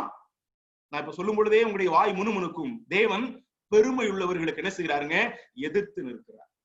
உண்மை நீங்க நல்லா கவனிச்சு பாத்தீங்க அப்படின்னா, எந்த ஒரு சின்ன காரியத்தை செய்தாலும் அதுல தன்னுடைய பெயர் வரணும் அல்லது தன்னை வெளிப்படுத்தணும் அப்படின்றதுல விரும்புகிறதற்கு எல்லா மனுஷனும் ஆயத்தம் உள்ளவனா இருக்கிறான். அதற்கு தேவ பிள்ளைகளும் விதிவிலக்கு அல்ல, விதிவிலக்கு அல்ல. பெருமை உள்ளவர்களாய் அன்றைக்கு கல்தேயன் பெருமையுள்ளவனாய் இருந்தது நிமித்தம் அவனுடைய வாழ்க்கையில கடந்து வந்த பாவங்களை குறித்து சொல்லி அந்த பாவங்களுக்கு ஐயோ என்று கர்த்தர் சொல்கிறார். கல்தேயனுக்கு மட்டும் அல்ல, தேவ பிள்ளைகளாக இந்த வார்த்தைகளை இன்றைக்கு கேட்டுக்கொண்டிருக்கிற நம்முடைய வாழ்க்கையிலும் நாம் இந்த புத்தகத்தை படிக்கிறது மூலமாக கற்றுக்கொள்கிற மூன்றாவது பாடம் என்ன என்றால், நம்முடைய வாழ்க்கையில் நாம் எப்படிப்பட்டவர்களாக இருக்கின்றோம். ஒன்று, தேவன் எல்லா சூழ்நிலைகளிலும் செயல்படுகிறார், அவர் மௌனமாக இல்லை. இரண்டாவதாக, நாம் எதிர்பார்க்கிறது மாதிரி எல்லா நிலையிலும் எல்லா நேரத்திலும் ஆண்டவர் பதில் கொடுக்கிறது இல்லை. மூன்றாவதாக, நம்முடைய வாழ்க்கையிலே பெருமையின் அனுபவத்திற்கு தேவன் பதில் செய்கிறவராய் இருக்கிறார். மறந்து விட வேண்டாம். நாம் எப்படிப்பட்டவர்களாய் இருக்கிறோம்? முன்பு உள்ளவைகள் எல்லாம் நமக்கு திருஷ்டாந்தங்களாய் எழுதி கொடுக்கப்பட்டிருக்கிறது. இவைகள் எல்லாம் எழுதப்பட்டிருப்பதனுடைய காரணம் என்னன்னா, நம்முடைய வாழ்க்கையினுடைய படிப்பினைக்காய் இவைகள் எழுதி கொடுக்கப்பட்டிருக்கிறது. நீங்க பாத்தீங்க அப்படின்னு சொன்னோம்னா, இந்த பெருமை 5 விதமான பாவத்துக்குள்ளாக நடத்துகிறது என்றுதான் நாம் சொல்ல முடியும். என்ன தெரியுமா? ஒன்று, இந்த பெருமை பேராசையின் அனுபவத்துக்குள்ள நடத்தும். பேராசை, பெருமை உள்ளவன் இன்னும் தன்னுடைய பெருமையை வெளிப்படுத்தணும் அப்படின்னு அதீதமான ஆசையுள்ளவனாய் மாறுவான். அப்படி அதீதமான ஆசை உள்ளவன் என்ன செய்வான்னா, அந்த அதீதமான பேராசை அவனை நேர்மையற்ற தன்மைக்குள்ளாக அவனை நடத்தும். நேர்மையற்ற நிலை. அதான் 9 முதல் 11 வரையில வசனங்கள்ல நீங்க பாத்தீங்கன்னா, பொல்லாத ஆதாயத்தை தேடுகிறவனுக்கு ஐயோ. பெருமை பேராசைக்குள்ளாய் நடத்தும். பேராசை தொடர்ந்து அதை இன்னும் அதிகரிக்கும்படியான நேர்மையற்ற தன்மையான செயல்களுக்குள்ளாக நம்மை கொண்டு போகும். நேர்மையற்ற தன்மையின் செயல்கள் கொஞ்சம் மீறி வன்முறையை அல்லது துணிகரமான மறைவான குற்றம்னு தாவி சொல்வார்களா? 19 நினைக்கிறேன். மறைவான குற்றம்னு சொல்லிட்டு அதுக்கப்புறம் துணிகரமான பாதகம், பெரும் பாதகம் என்று சொல்வாரு. அது போல இங்க நேர்மையற்ற தன்மை அதற்கப்புறம் வன்முறைக்கு நேராக அவனை நடத்துகிறது. வன்முறைக்கு நேராக நடத்துகிறது. உண்மையற்றதான பேராசை உள்ளதான நபர்கள் தான், அது பெருமை உள்ளவர்கள் தான் பேராசை உள்ளவர்களாய் மாறுறாங்க. பேராசை உள்ளவர்கள் நேர்மையற்ற தன்மையோடு நடந்து கொள்றாங்க. அதன் நிமித்தம் வன்முறையை கையில் எடுக்கிறார்கள். அந்த வன்முறை உள்ளவர்கள் வக்ரக புத்தி உள்ளவர்களாகவும் இருக்கிறார்கள் என்கிறதை நான் சொல்லி தெரிய வேண்டியது அல்ல. இன்றைக்கு தமிழகத்தில் நிகழ்ந்து கொண்டிருக்கிறதான நிகழ்வுகள் அதை நமக்கு காண்பிக்கிறது. வக்ரக புத்தி உள்ளவர்களாய் மாறி போகிறார்கள். அதான் அவர்களுடைய சிற்றின்பம். அங்கே கீழே நீங்க வாஸ்து பாத்தீங்கன்னா, அங்கே அவர்களுடைய நிர்வாணங்களை பார்க்கும்படிக்கு அவர்களை வெறிக்க பண்ணுகிறவனுக்கு ஐயோ என்று அங்கே சொல்லப்பட்டிருக்கு. வக்ரக புத்தி. வக்ரக புத்தி மட்டுமல்ல, அது கடைசியில 18-19 வசனங்களை நீங்க வாஸ்து பாத்தீங்கன்னா, விக்கிரகாராதனைக்கு நேராக நடத்துது. பெருமையுள்ளதான அவன் கடந்து போனதான அனுபவங்களை நாம் இங்கே பார்க்கிறோம். பெருமையுள்ளவனான அவன் கடந்து போன அனுபவங்கள். அதான் இங்க ஆண்டவர் சொல்றாரு, பெருமையுள்ளவன் அவன் கொள்ளையடி 8ஆம் வசனத்துல நீங்க வாஸ்து பாத்தீங்கன்னா, அங்கே சொல்லப்பட்டிருக்கிறது, இவன் பேராசை உள்ளவனாகிய இவன் கொள்ளையடித்ததான இவன் கொள்ளையடிக்கப்படுவான். நேர்மையற்ற தன்மையோடு கூட செயல்பட்ட அவனுக்கு விரோதமாக நீங்க அங்க பாத்தீங்கன்னா 11ஆம் வசனத்துல நீங்க வாசிக்கும் பொழுது, கல்லுகள் கூப்பிடும் சாட்சியிடும் என்று சொல்லப்பட்டிருக்கிறது. வன்முறையிலே ஈடுபடுகிற இவனுடைய ஆத்துமா இழைத்து போகிற ஒன்றாக இருக்கும் என்று 13ஆம் வசனத்திலே நாம் வாசிக்கின்றோம். அடுத்து சிற்றின்ப பிரியனாகிய இவன் 16ஆம் வசனத்திலே வாசிக்கிறோம், லட்சை அடைவான், வெட்கம் அடைவான்.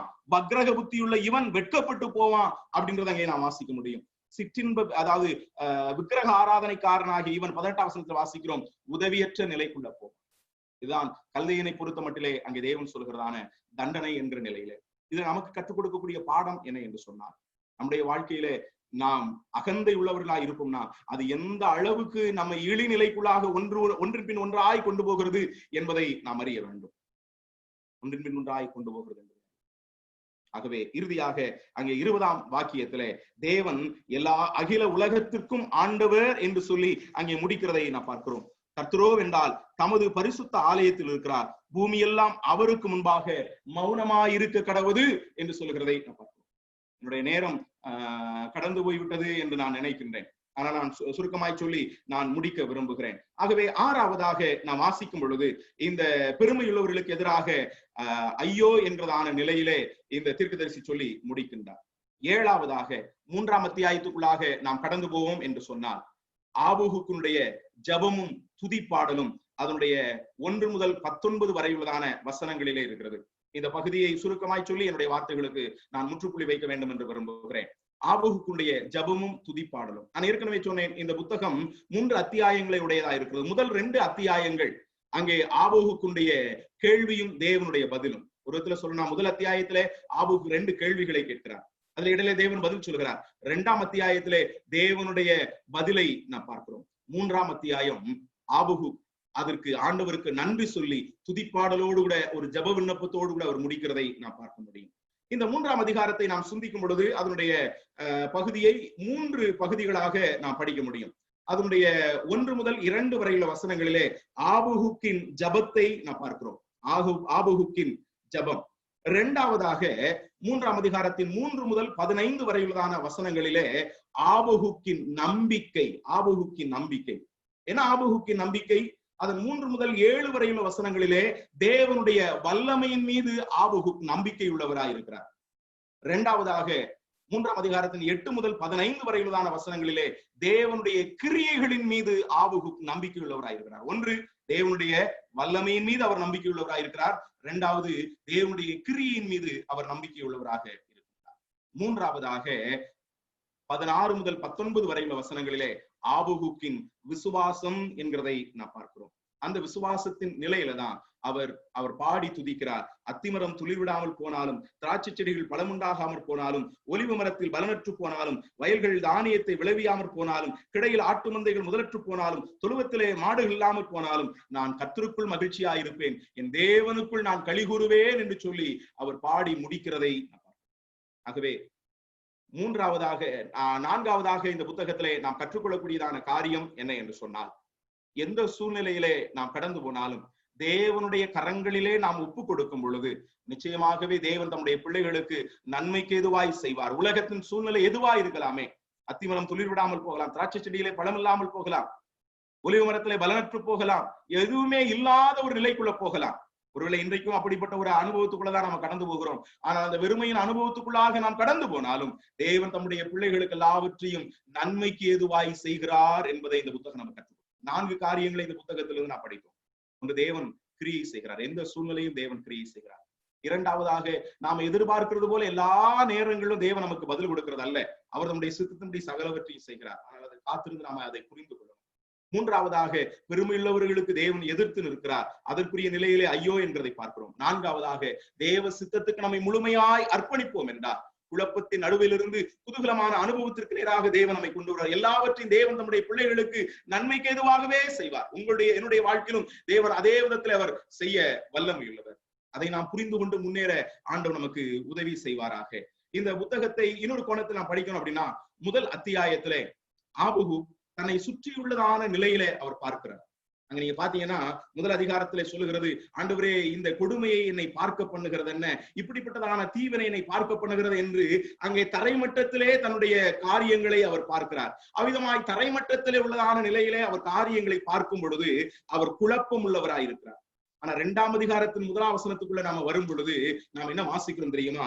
அங்கே அவன் காவலிலே தரித்து அரணிலே நிலை கொண்டிருந்து என்ன சொல்வார் என்று நான் பார்ப்பேன் என்று சொல்லி ஒரு அரணிலே அல்லது ஒரு கோட்டை சுவரிலே மதிலிலே போய் அவர் உட்காருகிறார். தரைமட்டத்தின் அனுபவத்திலிருந்து கொஞ்சம் உயரமான அனுபவத்துல போய் உட்கார்ந்த பொழுது குழப்பத்தின் நிலையிலே இருந்த அவர் குறிப்பறிகிற அனுபவத்துக்குள்ளாய் போனார். அப்படின்னா தேவன் என்ன செய்கிறார் என்கிறதை புரிந்து கொள்ள முடியும். தரைமட்டத்தில் இருக்கும் பொழுது அவர் குழம்பி இருந்தார். ஆனால் கொஞ்சம் உயரமான அனுபவத்துக்குள்ள அவர் போன பொழுது, அங்கே அரணிலே ஆபூகு போன பொழுது 2ஆம் அதிகாரத்திலே அவர் குறிப்பறிந்து கொள்கிறார். தேவன் என்ன செய்கிறார் என்றதை அவர் அங்க புரிந்து கொள்கிறார். 3ஆம் அத்தியாயத்தில் நீங்க பாத்தீங்கன்னா 3ஆம் அதிகாரத்தினுடைய 19ஆம் வசனத்திலே வாசிக்கும் பொழுது, கர்த்தரின் பெலன் அவரின் கால்களை மான் கால்களை போலாக்கி உயரமான ஸ்தலத்தில் நடக்க பண்ணுவார் என்று இன்னும் கொஞ்சம் மேலான அனுபவத்திலே போய் நிற்கும் பொழுது அவர் குதூகலிக்கிறார். அவர் குதூகலம் உள்ளவராக இருக்கின்றார். அதான் நான் அவரை பாடுவேன், அவரை துதிப்பேன் என்று அங்கே சொல்லுகிறதை நான் பார்க்கிறோம். இந்த புத்தகம் நீங்க பாத்தீங்க அப்படின்னா ஒரு சங்கீதம் 3ஆம் அதிகாரம் என்று சொல்லுகிறது. இது ஒரு சங்கீதம், அவன் பாடின ஒரு விண்ணப்ப சங்கீதம். கடைசியில் நீங்க பாத்தீங்கன்னா இது நெகினோத் என்னும் வாத்தியத்திலே வாசிக்க ராக தலைவனுக்கு ஒப்புவிக்கப்பட்ட சங்கீதம் என்று முடிகிறது. இதுதான் ஆபகுடைய வாழ்க்கையிலே துதிப்பாடலாக மாறினது. நாம் கடந்து செல்லக்கூடியதான சூழ்நிலை எதுவானாலும் தேவன் அதை நன்மைக்காய் அனுமதித்திருக்கிறார் என்றதை நாம் அறிந்து அர்ப்பணிக்கும் பொழுது தேவன் நிச்சயமாகவே நம்மை நடத்துவார். ஆகவே இன்றைக்கு நாம் கற்றுக்கொண்ட இந்த பாடங்கள், இந்த ஆபகுப்பின் புத்தகத்தின் மூலமாய் கற்றுக்கொண்டதான பாடங்கள் நம்முடைய வாழ்க்கையிலே பிரயோஜனம் உள்ளதாக இருப்பதாக. தேவன் எல்லா சூழ்நிலையும் செயல்படுகிறார். தேவனிடத்தில் நாம் கேள்வி கேட்கலாம். ஆனா எதுவரைக்கும் நாம் கேள்வி கேட்டு இருக்கலாம். ஆனா தேவன் எல்லாவற்றும் மௌனமா இருக்கிறார். அவர் செயல்பட்டு கொண்டுதான் இருக்கிறார். இரண்டாவது, நாம் எதிர்பார்க்கிறது போல தேவன் செயல்பட நாம் நினைக்க வேண்டாம். மூன்றாவதாக, பெருமையுள்ளவனுக்கு தேவன் எதிர்த்து நிற்கிறார். கண்டிப்பா அவர் ஆக்கினை செய்கிறவர், அவர் கண்டிப்பா நியாயம் தீர்ப்பு செய்கிறவர். சர்வலோக நியாயாதிபதி, அவர் நீதி செய்யாமல் ஒரு நாளும் இருக்க மாட்டார். நான்காவதாக, தேவ சித்தத்துக்கு நம்மை அர்ப்பணிக்கும் பொழுது தேவன் சகலவற்றின் நன்மைக்கு எதுவாய் செய்கிறார் என்ற அனுபவத்தில் நாம் கடந்து போக முடியும். அவ்விதமான நிலையிலே தேவன் கடந்து போக நமக்கு உதவி செய்வாராக. தொடர்ந்து கர்த்தருக்கு சித்தமானால் குழப்பத்தின் அனுபவத்திலிருந்து குதூகலத்தின் அனுபவத்துக்கு நேராக ஆபகு கடந்து வந்தார் என்கிறதை இந்த புத்தகத்தின் வாயிலாய் கற்றுக்கொண்டோம். ஆனா அவர் எப்படி இந்த அனுபவத்துக்குள்ள கடந்து வந்தார் என்கிறதை கர்த்தருக்கு சித்தமானால் நாளைக்கு நாம் சிந்திக்கலாம். குழப்பத்திலிருந்து குதூகலமான அனுபவத்திற்கு நேராக ஆபகு எவ்விதமான நிலையிலே கடந்து வந்தார், குழப்பத்தின் சூழ்நிலையிலிருந்து குதூகலமான மனநிலைக்கு நேராக ஆபகு கடந்து வர ஏதுகரமாய் இருந்தது என்ன என்பதை மறுபடியும் இந்த ஆபகுப்பின் புத்தகத்தின் மூலமாய் நாளைக்கு நாம் சிந்திப்போம். ஆண்டவர் நமக்கு உதவி செய்வாராக. அவருடைய பரிசுத்த நாமம் மீண்டும் மீண்டும் சதா காலம் மகிமைப்படுவதாக. ஆமென்.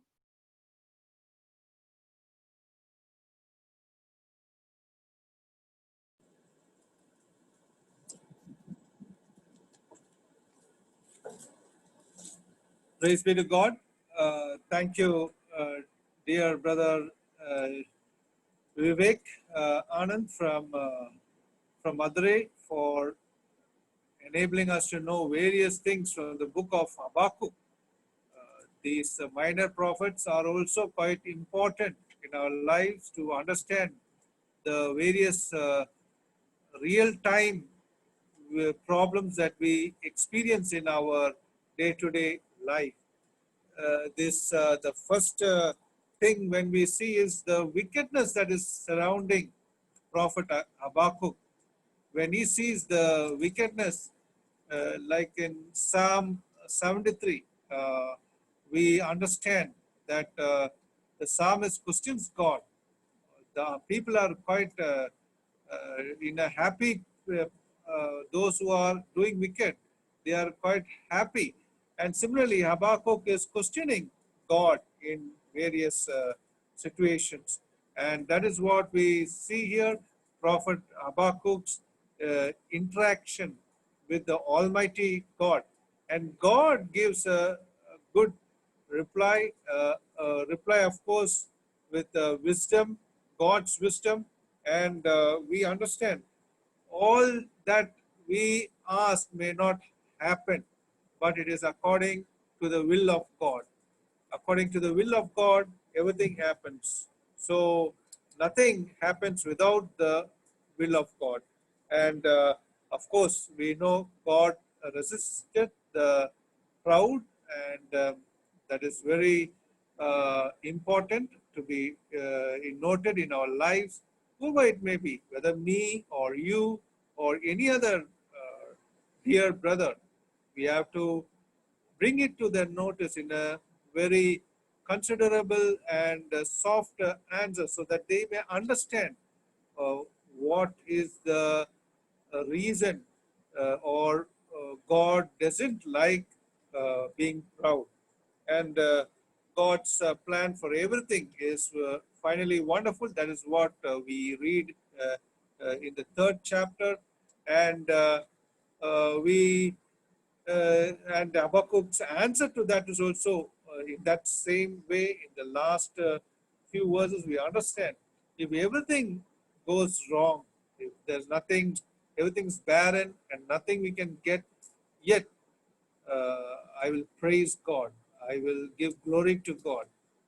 That is what we can understand sometimes in our financial needs, and more importantly in our spiritual aspects. If we really have a tough time, then we may start asking God, why all this? In our small health problems we have, we will start asking God, why this problem to me, and not to others? But we should understand, for everything God does much better, and He has a purpose for doing everything. And we praise God today for the wonderful Bible study that has come to us. It is for us to go in depth into the Word of God in Habakkuk, the prophet Habakkuk, and let us understand the Word better. And in the days to come, may God be with us in this book. We also thank each one of you for encouraging us with your presence. We glorify God for that. Your presence are so encouraging, and of course, I know it is more encouraging to understand the Word of God in depth. And it's not. Let us not learn it shallow, uh, um, topmost layer like, but let us go deep into the Word and understand very important concepts, or what God wants us to learn from the Word of God, so that we can be a living testimony for the Lord Jesus Christ in our life, day-to-day life. We thank each one of you for joining today evening also. Now for the closing prayer, I request Brother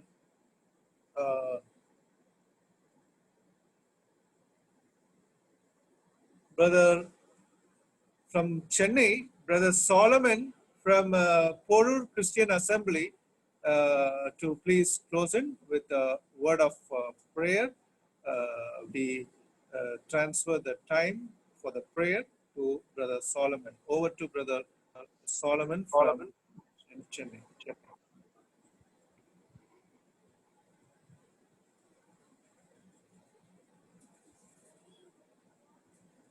Pray, brother.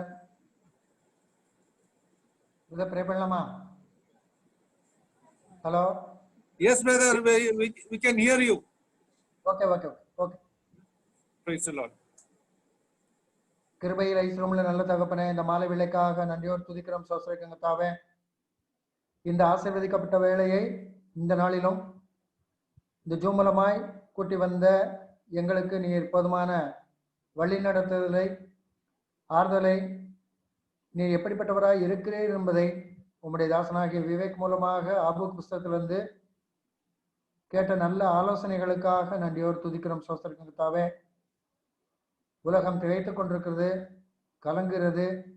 அடுத்த நிமிடம் என்ன நடக்கும் என்பது கர்த்தாவே உலகத்தினுடைய மக்கள் மட்டுமல்ல, விசுவாசிகளாகிய எங்களுக்கும் இந்த உலகத்தில இந்த சூழ்நிலையிலிருந்து நாங்கள் தப்பித்துக் கொள்ள முடியாது என்பதை நீர் உணர்த்திக் கொண்டிருக்கிற உம்முடைய திட்டமும் தீர்மானத்துக்காக நன்றியோடு துதிக்கிறோம்.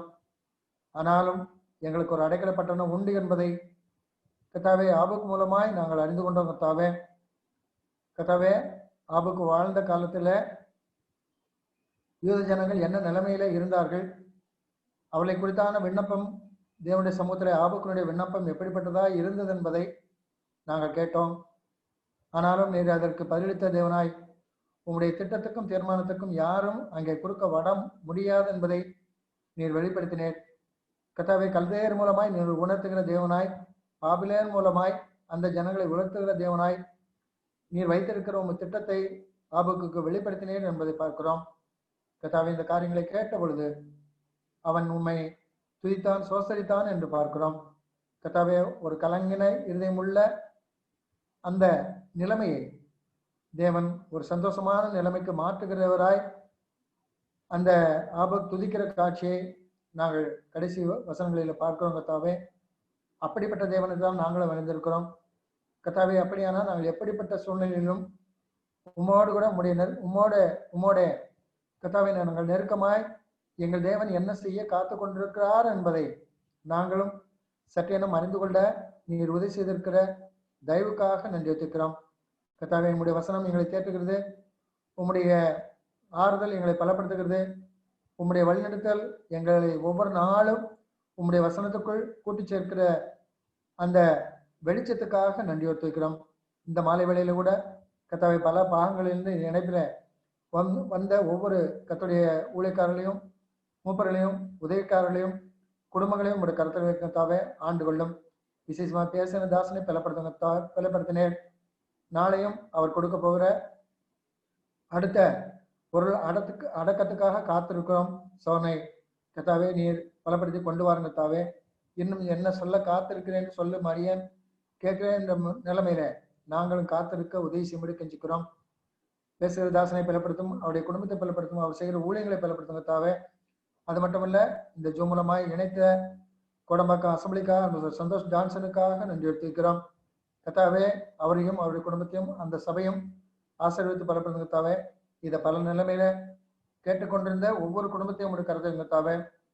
கத்தாவே, ஒருவேளை நாங்கள் இந்த கேட்ட அறிவுரை போல நாங்கள் வீட்டிலே உட்கார்ந்து இந்த இன்ஸ்ட்ருமெண்ட் மூலமாக கேட்ட செய்தி கூட தேவனுக்கு எந்த ஸ்தானத்தை அதை வைத்திருக்கிறோம் என்பதை நீர் எங்களுடைய ஒவ்வொருடைய நிலைமையை நீர் அறிந்திருக்கிற தேவனாய் இருக்கிறதுக்காக இருக்கிறோம்.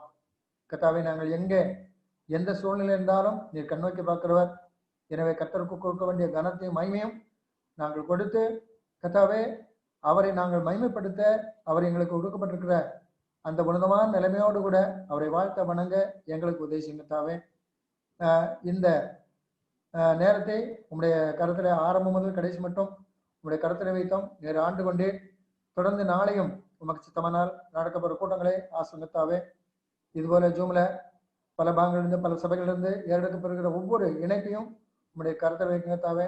அவர்களும் அது உண்மையாய் அவர்கள் அறிந்து கொண்டு கற்றுக்கொண்டு வசனங்கள் எல்லா நிலைமையிலும் அவர்கள் கீழ்ப்படிந்து நடக்க உதவி செய்ய கெஞ்சிக்கிறோம்.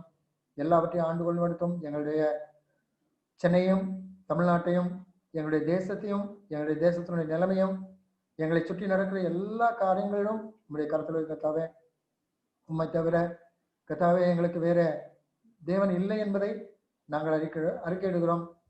கத்தாவே, ஒருவேளை உலகம் அறியாத ராஜாக்கள் கூட, மந்திரிமார்கள் கூட, அல்லது அதிபதிகள் கூட ஆண்டவன் தான் இதை பார்க்க வேண்டும் என்று அவர்கள் தங்களுடைய கரங்களை உம்மை நோக்கி பார்க்கலாம். அப்படிப்பட்ட தேவன் யார் என்பதை அவர்களும் அறிந்து கொள்ள, இந்த தேவன் தான் சர்வமுள்ள தேவன் என்பதை எப்படிப்பட்ட சூழ்நிலை வந்தாலும் அவரை எங்களை சமாதானப்படுத்த முடியும், அவரோடு கூட நாங்கள் நிற்க முடியும் என்ற அந்த உன்னதமான வெளிச்சத்தை அவர்களும் கண்டுகொண்டு இந்த தேவனை அறிந்து கொள்ள உதவி செய்யும்படி கெஞ்சிக்கிறோம். திரும்ப எங்களை ஒரு சூடு தாழ்த்துகிறோம். மீதமுள்ள நேரங்களை எங்களோட தொடர்ந்து காத்துக்கொள்ளும் எடுத்தோம். ஒப்பற்ற இயேசு கிறிஸ்துவின் புனித நாமத்தில் இந்த ஜெபத்தை ஏறெடுக்கிறோம் நல்ல தகப்பனே. ஆமென்.